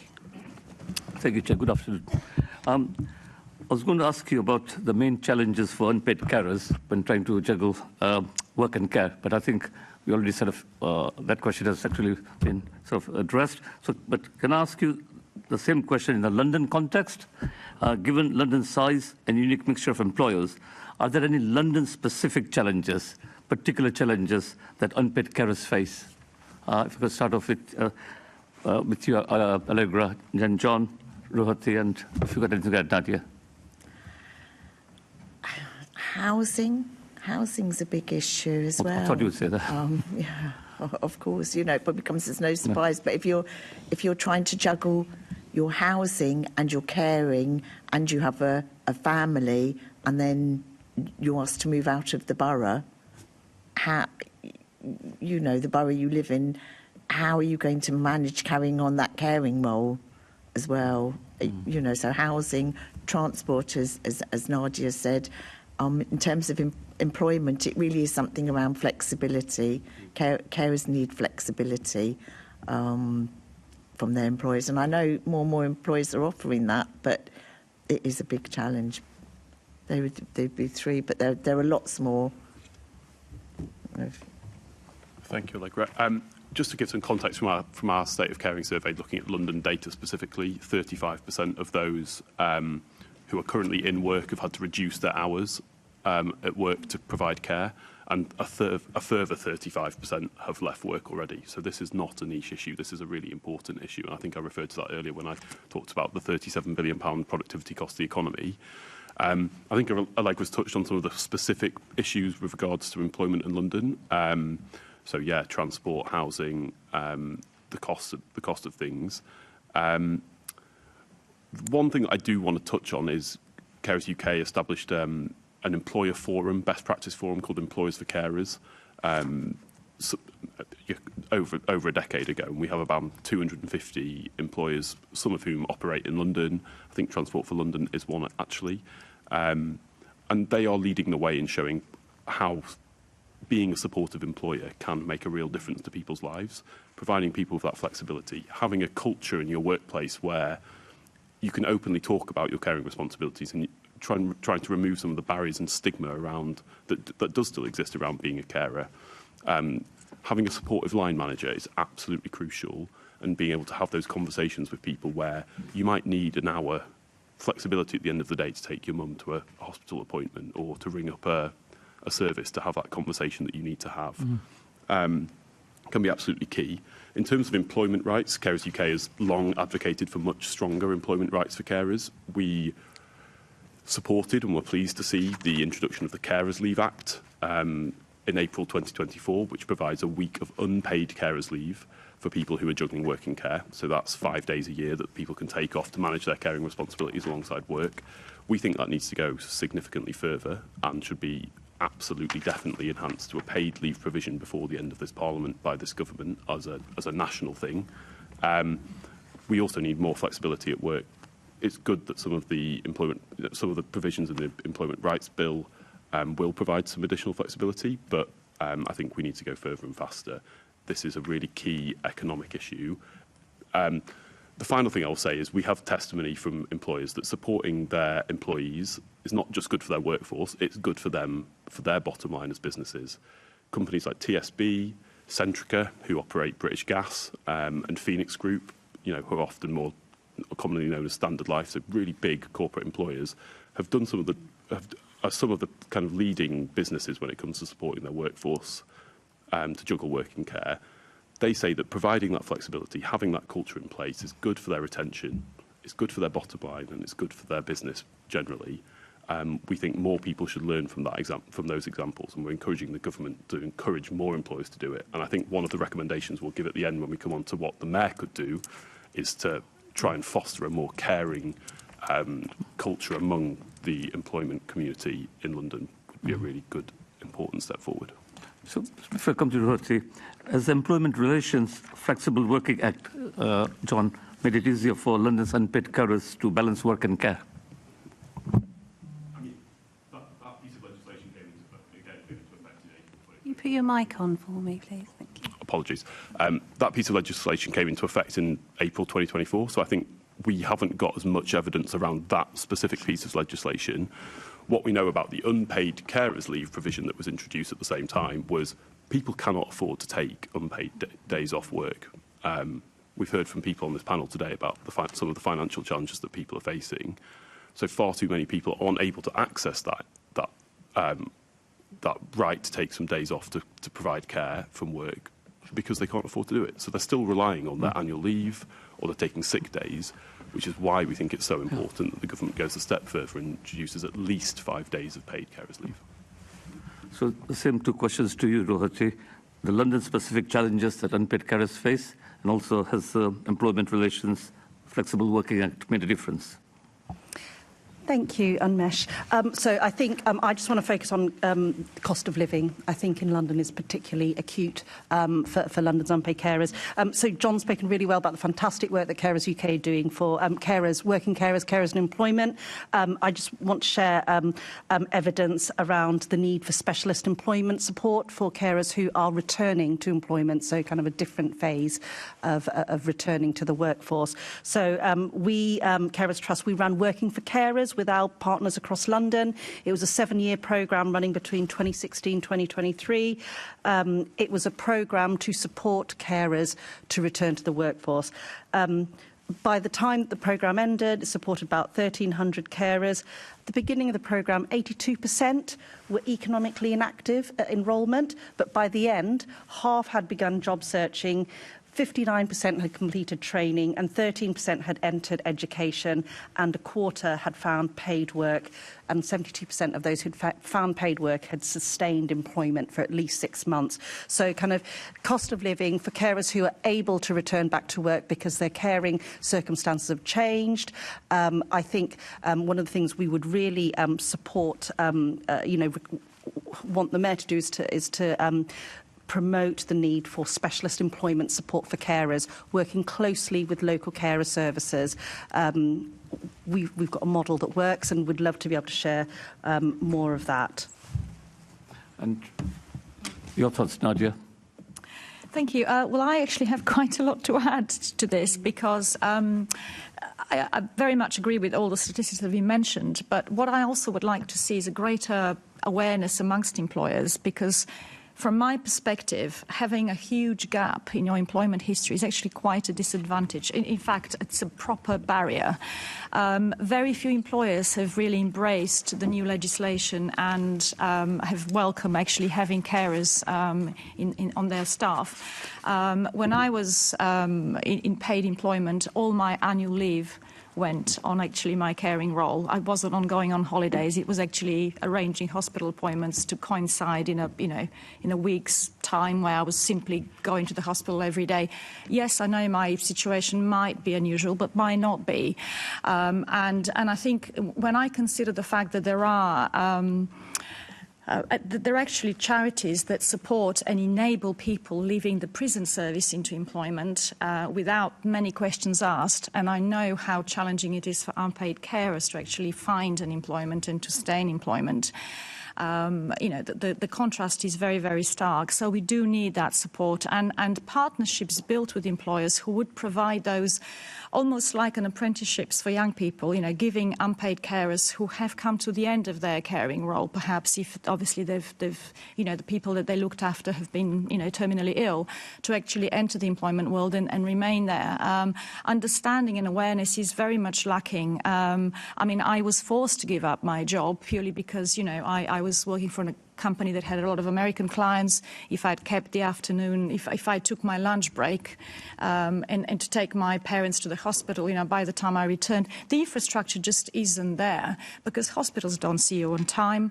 So you can't say I'll be gone for 2 hours and you come back and the boss is knitting their eyebrows because you're late. So it's very, very challenging. And I think it's even the new legislation, I really do feel, and we have this feedback constantly from carers like myself who are in working age, employers aren't embracing of that. It might be the law, but actually, everybody wants you in the office. And particularly if we manage to, as John said, if we manage to get the carers leave at least paid, that might go some way towards improving the situation. But yeah, there isn't support for carers to actually return to employment. And also balancing, when people are in employment, they talk about life and work balance. For us, it's really not a choice. There is no opportunity for a balance. And it was mentioned earlier that perhaps even the receiving carers allowance is seen as a sort of incentive not to seek employment. The amount is so pitifully small that the reason why we don't seek employment, or some of us are not able to seek employment, is it's your caring role that is so life-consuming, not the receipt of £80, £83 a week. I believe actually that others who have rather better supported lives because of recourse to benefits are far more desensitized, desensitized, whatever the phrase is, lacking incentive to find employment on the basis of receiving, benefits, not unpaid carers. I wish I could, enable every carer who wants to have the support. But again, local authorities can provide some assistance through direct payments because I think as far as I'm aware, no longer do they provide recommendation. You know, they don't provide. They give you the money to find a care worker to come and support you for a few hours a week. But what that then opens up is a huge concern in terms of safeguarding, because there is no way of monitoring, you know, the carers that come into your home and makes already very vulnerable people even more so. Thank you. We're going to move on to our last questions with Assembly Member Ahmed. Thank you, Chair. Good afternoon, panel. I'm going to leave this question open for whoever wants to answer it. How effective is current support provision in meeting the needs of unpaid carers from minority ethnic backgrounds in London? Would anyone like to volunteer to answer that? Righty. Hi, thank you, Marina. What a great question, given, you know, what we talked about, the characteristics of London's unpaid carers. I can make a start, but, you know, I think Allegra and Nadia will also be able to provide local flavour. So we've got 26 local carer services operating across most of London's boroughs, and our Excellence for Carers framework did prove for those carer services to be providing person-centred support and showing great examples of reaching out to particular communities, from minoritised ethnic communities in the borough. There's lots of different ways that local carer services have done this, and I'll provide more of this in writing, but I can say that local care services are doing a great job on this, and what we're also seeing as well is that the teams, you know, are being led and teamed by staff who also are reflective of the communities they serve. That's really, really important.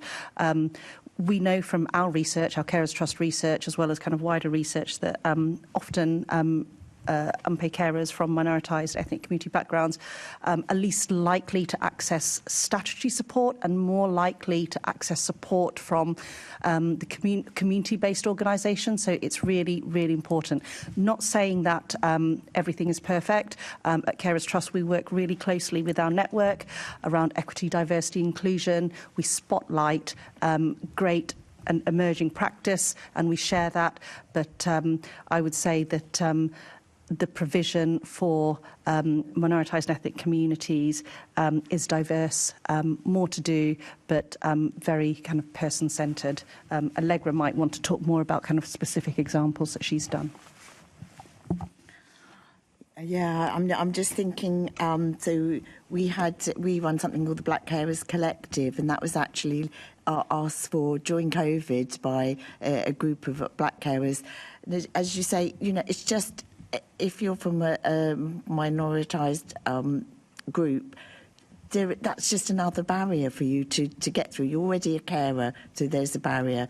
Then you've got another barrier because you're from a group who doesn't recognise the word carer, or whose first language isn't English, or who's not really, you're not linking into statutory services because you're cautious about approaching them for support. There are all these extra barriers, so it's for us to go out and really encourage those carers to come forward and access our services.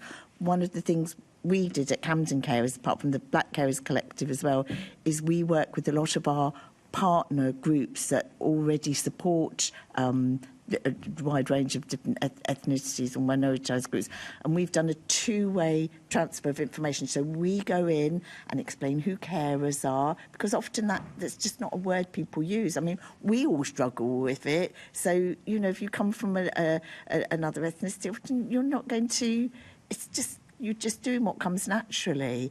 And then those groups have also come into us and talked about what kind of support actually carers want. So it's a two-way sort of listening process. Thank you. Nadia, did you want to say something? Yes, we actually, it's very true. I mean, all the statistics are true. There are additional barriers for communities that that are obviously less represented.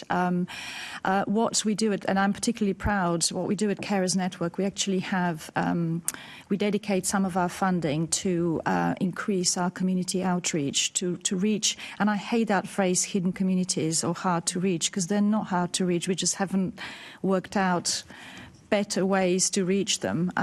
But we are making huge efforts in that direction. They have paid off, yeah, it's very, very hard. It really is very hard. We need your help, guys. We need all the support that we can get.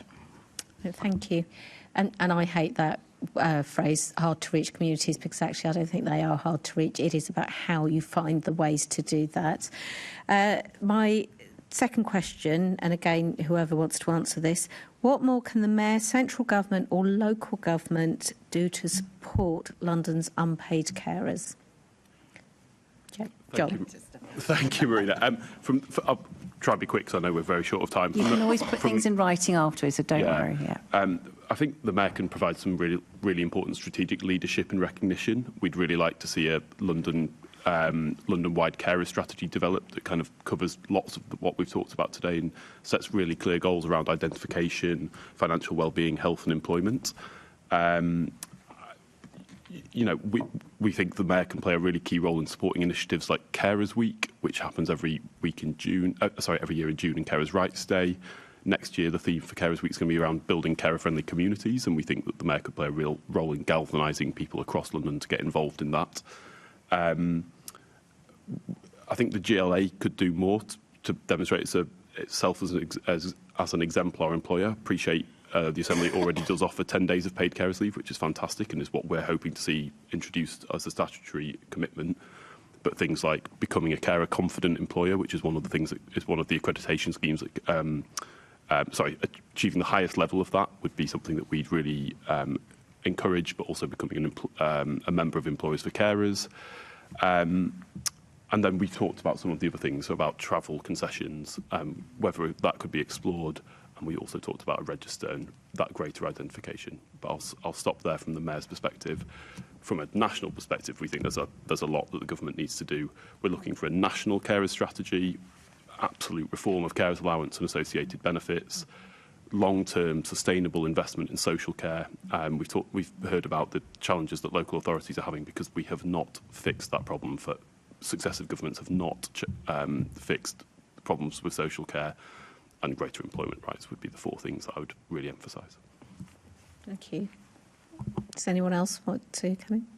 Shall I go? A lot resonates from me at Carers Trust. I think from a mayoral, I think support the sustainability of carers services in council strategic planning, advocate for ring-fence multi-year funding, press for transparency and accountability in BCF allocations, better care funding allocations across London boroughs, champion the integration of carer support into London's health and social care strategies, call for a London-wide review of carer service funding.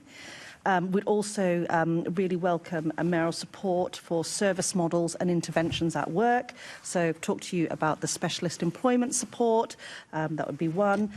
We'd also really welcome Mayor to encourage all local authorities to make sure carers get what they need from the Crisis Resilience Fund. There'll be guidance coming out to local authorities in January, and to encourage local authorities to work with local carer services in the delivery of the Crisis Resilience Fund, so carers can access this. We're talking about cost of living pressures. That's really important. We'd also encourage the Mayor to sign up to the Young Carers Covenant, ask the GLA to sign the covenant, and encourage schools in London to join young carers in schools. In terms of national calls, very similar to John's. The only thing I would add is we also really would want every school and college to have a young carers lead or champion and provide dedicated funding to support young carers in school and their educational outcomes, sign the Young Carers Covenant, and also legal right to respite is something we're all dreaming about, isn't it? Nadia? I mean, that was a very comprehensive response from all my fellow panellists, but I just want to say we really do need the Mayor to push for a change in national policy, and we do, please give us subsidised transport. We are really struggling without it. There is no reason why we can't have that. We used to have it many moons ago. It's not impossible to have it. We really need, an Oyster card. Thank you. Thank you. It's really simple. we all will be carers at some point. What would you all want if you became a carer tomorrow and had to give up your careers, or your child had to give up their education because they were caring for you? What would you want? And it's as simple as that, really. All the things you've heard. Thank you very much. That's very poignant. Thank you. Thank you, Chair. Thank you. That was absolutely brilliant. That was such an excellent session. We've learnt so much. And from my own lived experience, I know that there's so much need for us to push away from that stigma and shame that some of you were talking about. As somebody who's gone through the experience of caring for a loved one, it wasn't a cultural issue for me. It was because it was an absolute honour to look after my mother. And I always think of that time as the most important time of my life. And I hope that people move the conversation away from people wiping bums to actually what an honour and what an absolutely respectful situation to be in, to be able to give your loved ones that kind of care. So thank you so much. Thank you for being so open to us, and also for helping us with some fantastic recommendations. I would like to thank you all for attending this afternoon and for your contributions, and we're going to have just a short 5 minutes break before we move on to our next panel. Thank you. Thank you so much. I really do want to say a huge thank you, because being able to be heard and to amplify the voice of unpaid carers, which is what I've been trying to do for many, many years, is really, really important and very encouraging. So thank you for having an interest in us and wanting to make a difference and a change.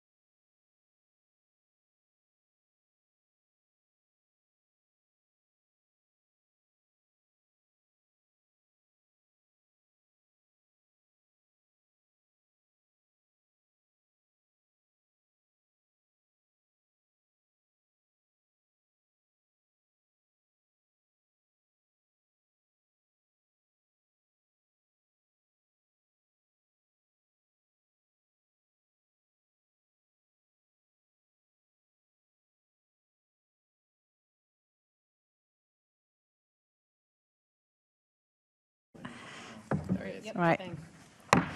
Welcome back to the London Assembly's Economy, Culture and Skills Committee meeting. We now continue our discussion regarding London's unpaid carers, and I'd like to welcome Steve Schaffelberg, who is the Senior Commissioning Manager, Prevention and Wellbeing, Universal Services, Richmond and Wandsworth Better Services Partnership. Thank you very much for coming. But I am pleased you're here, and thank you so much. I know there's going to be quite a few questions coming to you. If you need to take a water break, you just go for it, don't worry.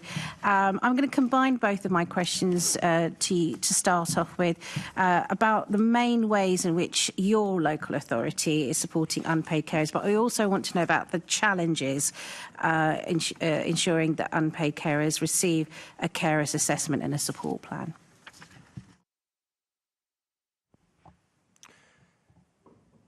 So when I started the job 7 years ago, it was probably easier to answer because the answer was very much focused on what adult social care social workers did. So it was about packages of care for the cared for. It was about completing carers assessments, and it was about the core contract that we have with the local voluntary sector. So in our case, either Richmond Care Centre or Wandsworth Care Centre. Increasingly over the last 8 years, I would say our role has been more about trying to shape the whole council system. So getting everybody to think about how their services can impact on the lives of unpaid carers.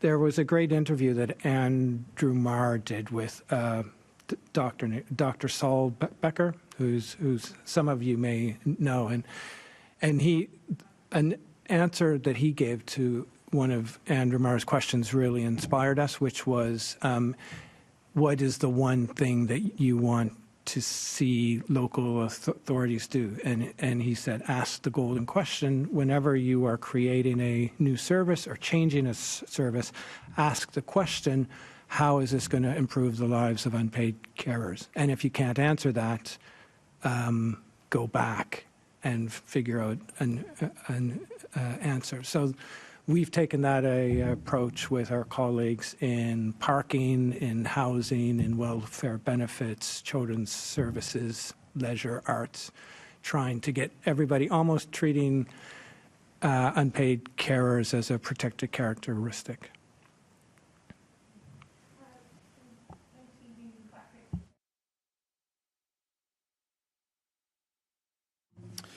Thanks. Afternoon, Steve. Thinking about thinking about support for, or what support exists for unpaid carers. So after the assessment, what support is there available to help those people?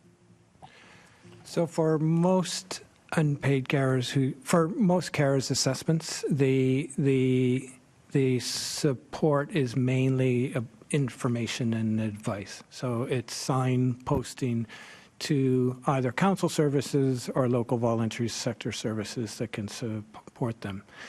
For a small number of unpaid carers, there will be either a one-off direct payment or an ongoing direct payment.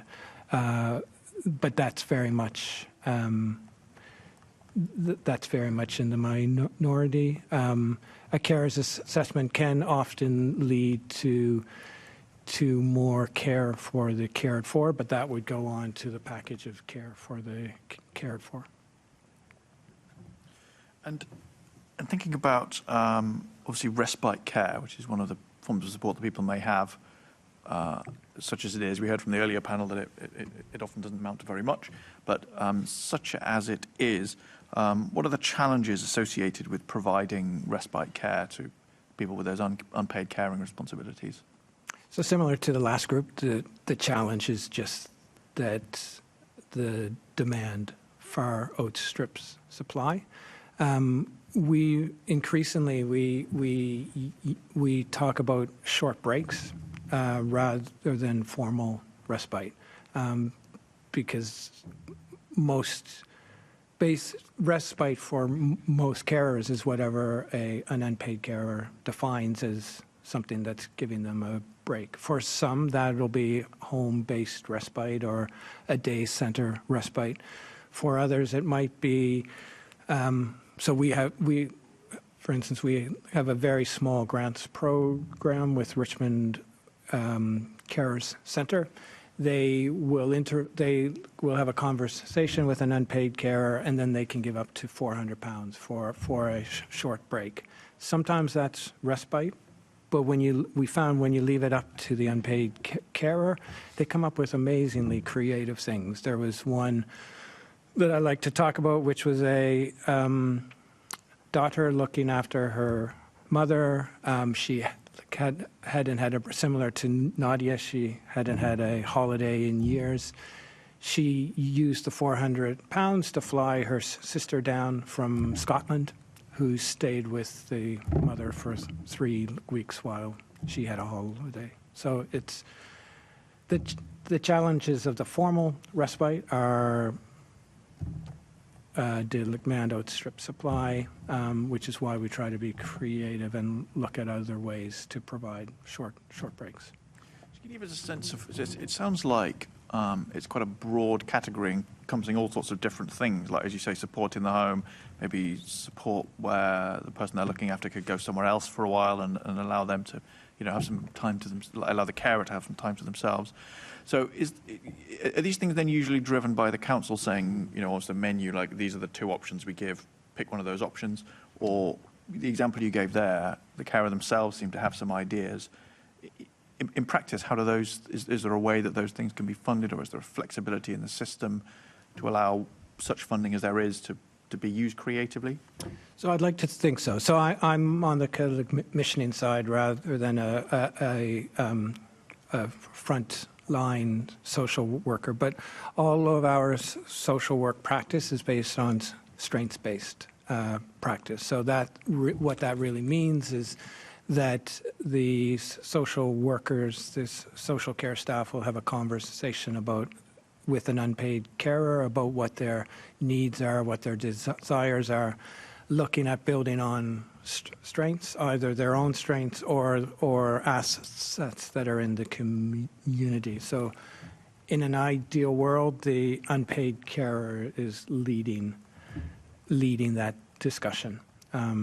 When it comes to a package of care, though, the reality is that we just don't have the funding to meet all of those needs in a traditional way of providing home care or day center care. Okay, thanks very much. Thank you, Chair. Thank you. Assembly Member Georgie. Thank you, and good afternoon, Steve.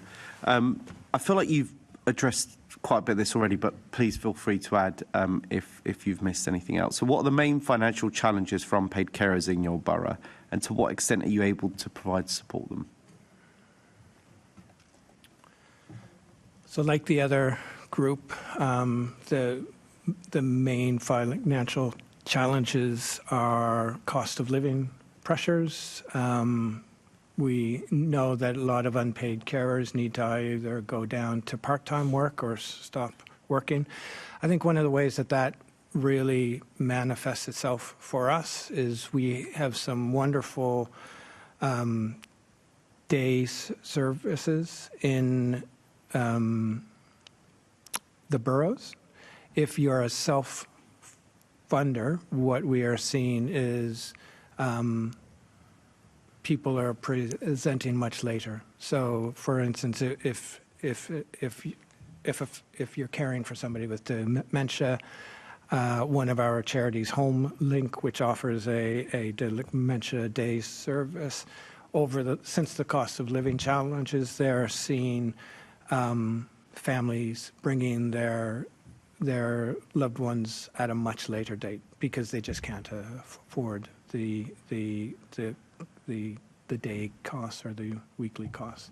So that has a double impact. That means for local charities that rely on that as a revenue, it means that they're struggling because they're not seeing as many clients, and that those clients aren't staying for as long because they're in a much later stage of dementia when they get there. So whereas in previous years they may have been attending for 2 or 3 years, now it's 6 months. And do you have a view as to how effective benefit support is for unpaid carers in your borough? Probably there's nothing that I can add that wasn't shared in the past in terms of carers allowance. I think in some of our other work with supporting vulnerable adults accessing benefits, what we have seen over the last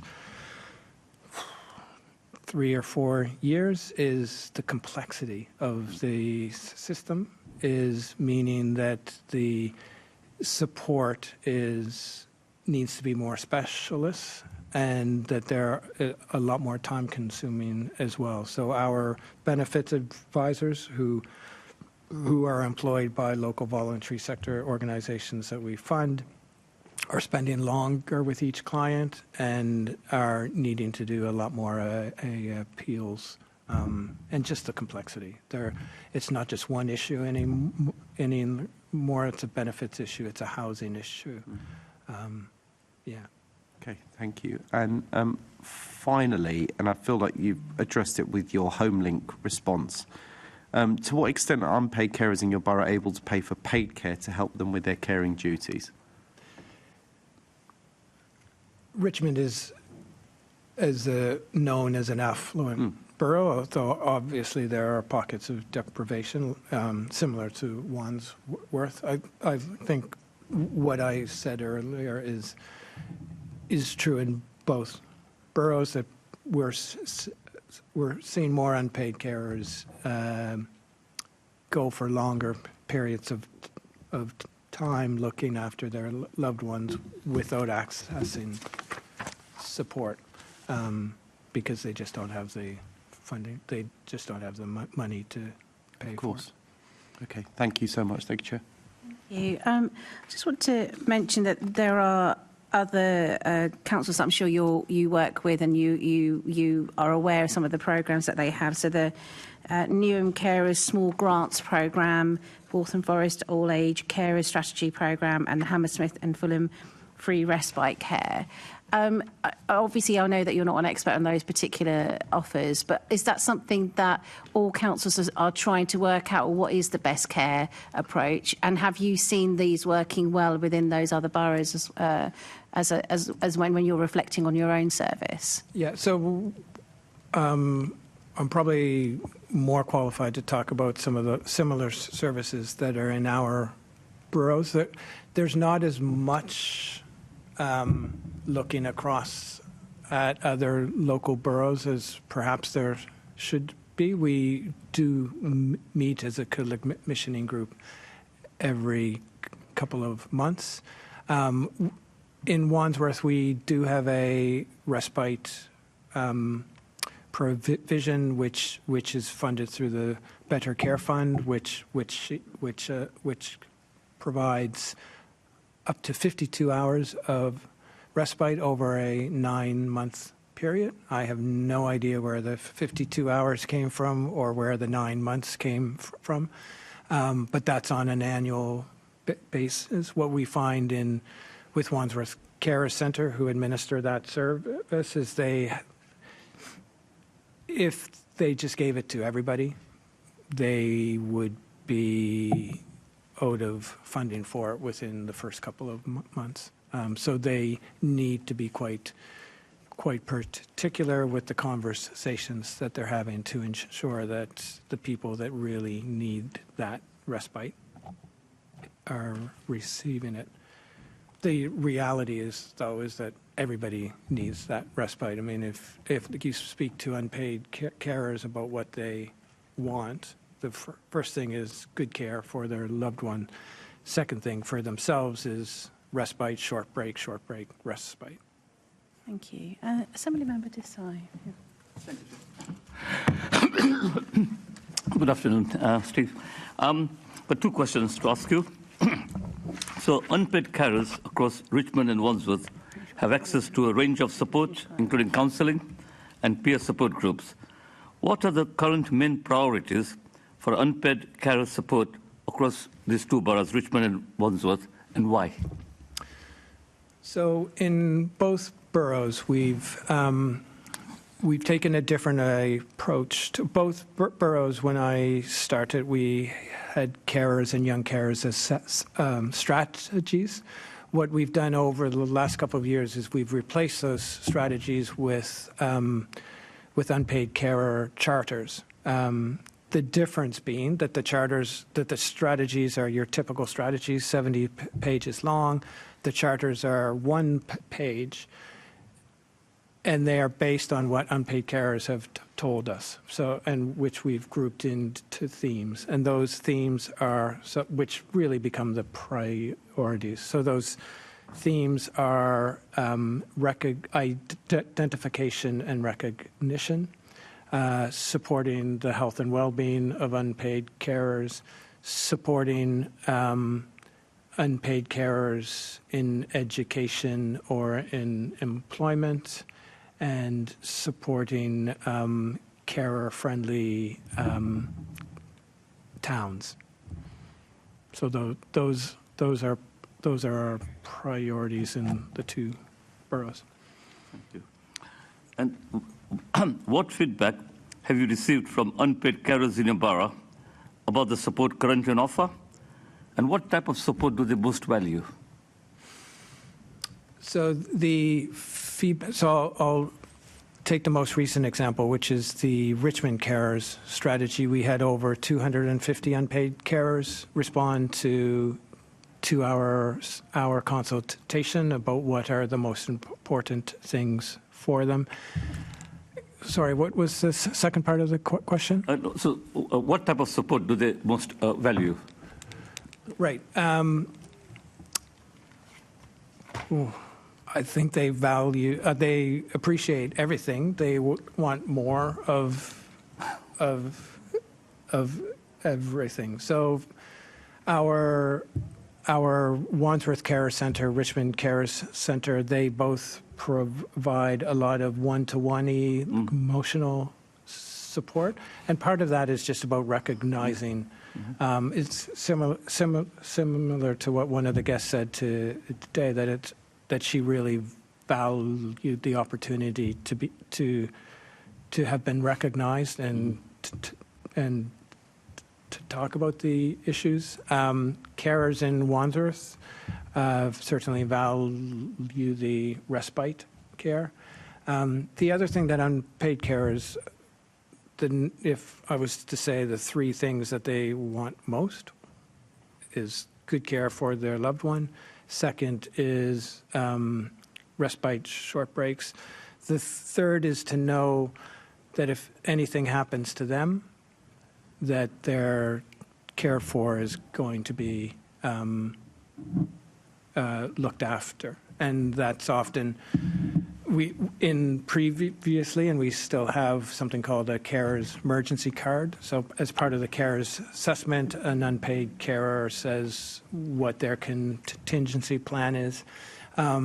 There's been some exciting developments recently with the Universal Care Plan, which many of you may know is an electronic record, which talks about what is important to a person rather than what is wrong with a person. We lobbied, or we worked very much with NHS England. There's now a section of the Universal Care Plan, which is the care contingency plan part of it, which basically means if an unpaid carer goes out and gets hit by a bus, the emergency services, that's flagged. They see that they have a universal care plan. They open that up. They see that I'm an unpaid carer. My mother is at home. She can't be at home for more than 2 hours. If anything happens to me, to please contact my son, who will take after the caring responsibilities. So that gives carers a lot of peace of mind. Thank you. Thank you. We're moving on to our last question, and it's from Assembly Member Wilson, who's joining us virtually. Thank you, Chair. So yes, the final question then is quite a broad one, potentially, but looking to see what more can either the Mayor or central government do to support your work and make it easier for you to deliver the services that you do in your boroughs. Thanks for that question. So there might be a bit of overlap with the last group. I would love to see the Greater London Assembly to adopt Dr. Saul Becker's question. So whether it be in this committee or in a transport committee or wherever, to be asking, how is this service change? How is this new service that we're thinking of bringing in, how is this going to improve the lives of unpaid carers? That's one thing. I would love to see the GL.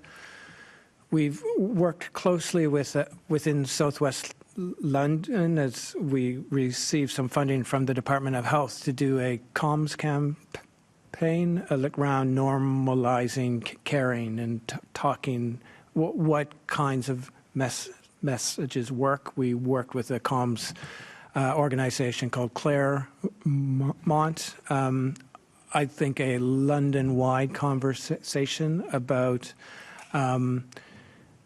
what caring means rather than what is an unpaid carer, because we've heard a lot of people don't consider themselves as an unpaid carer, but getting the whole dialogue going would be great.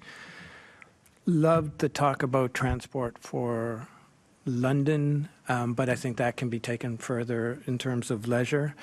As a pragmatic solution, when I was sitting up there, I was thinking, look, I hate to admit it, but I'm turning 60 next year. I don't need a bus pass. I cycle everywhere. If I could put up my hand and say, look, it's not going to cost you any more, but take my bus pass and give it to an unpaid carer. You know, maybe that would alleviate some of the concerns about it costing more money. If there were, I'm sure there would be thousands of Londoners like me that would be more than happy to give that up. I think it was said well that if the GLA is that champion for the Carers UK's employment for carers program, that would be fantastic. The last thing that I would say is I'm really proud to say that we were one of the first councils in England to have an unpaid carer as a rep on our health and well-being board.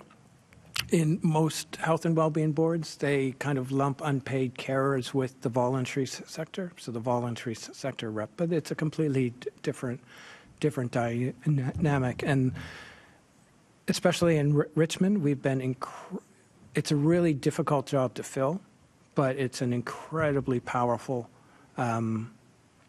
thing to have somebody sitting at the health and well-being board or any of your committees when people come to give a report or suggest a change, and they know that they're going to have to look Sarah Chalice in the eyes and be able to say, how is this going to improve the lives of unpaid carers? So not treating unpaid care as just part of the voluntary sector, having separate reps, I think would be a really positive thing.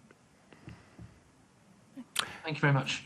Okay, Thank and you. just Thank you very one other much. thing I think we need to start seeing unpaid carers as partners in everything that we do rather than just as priority groups for help.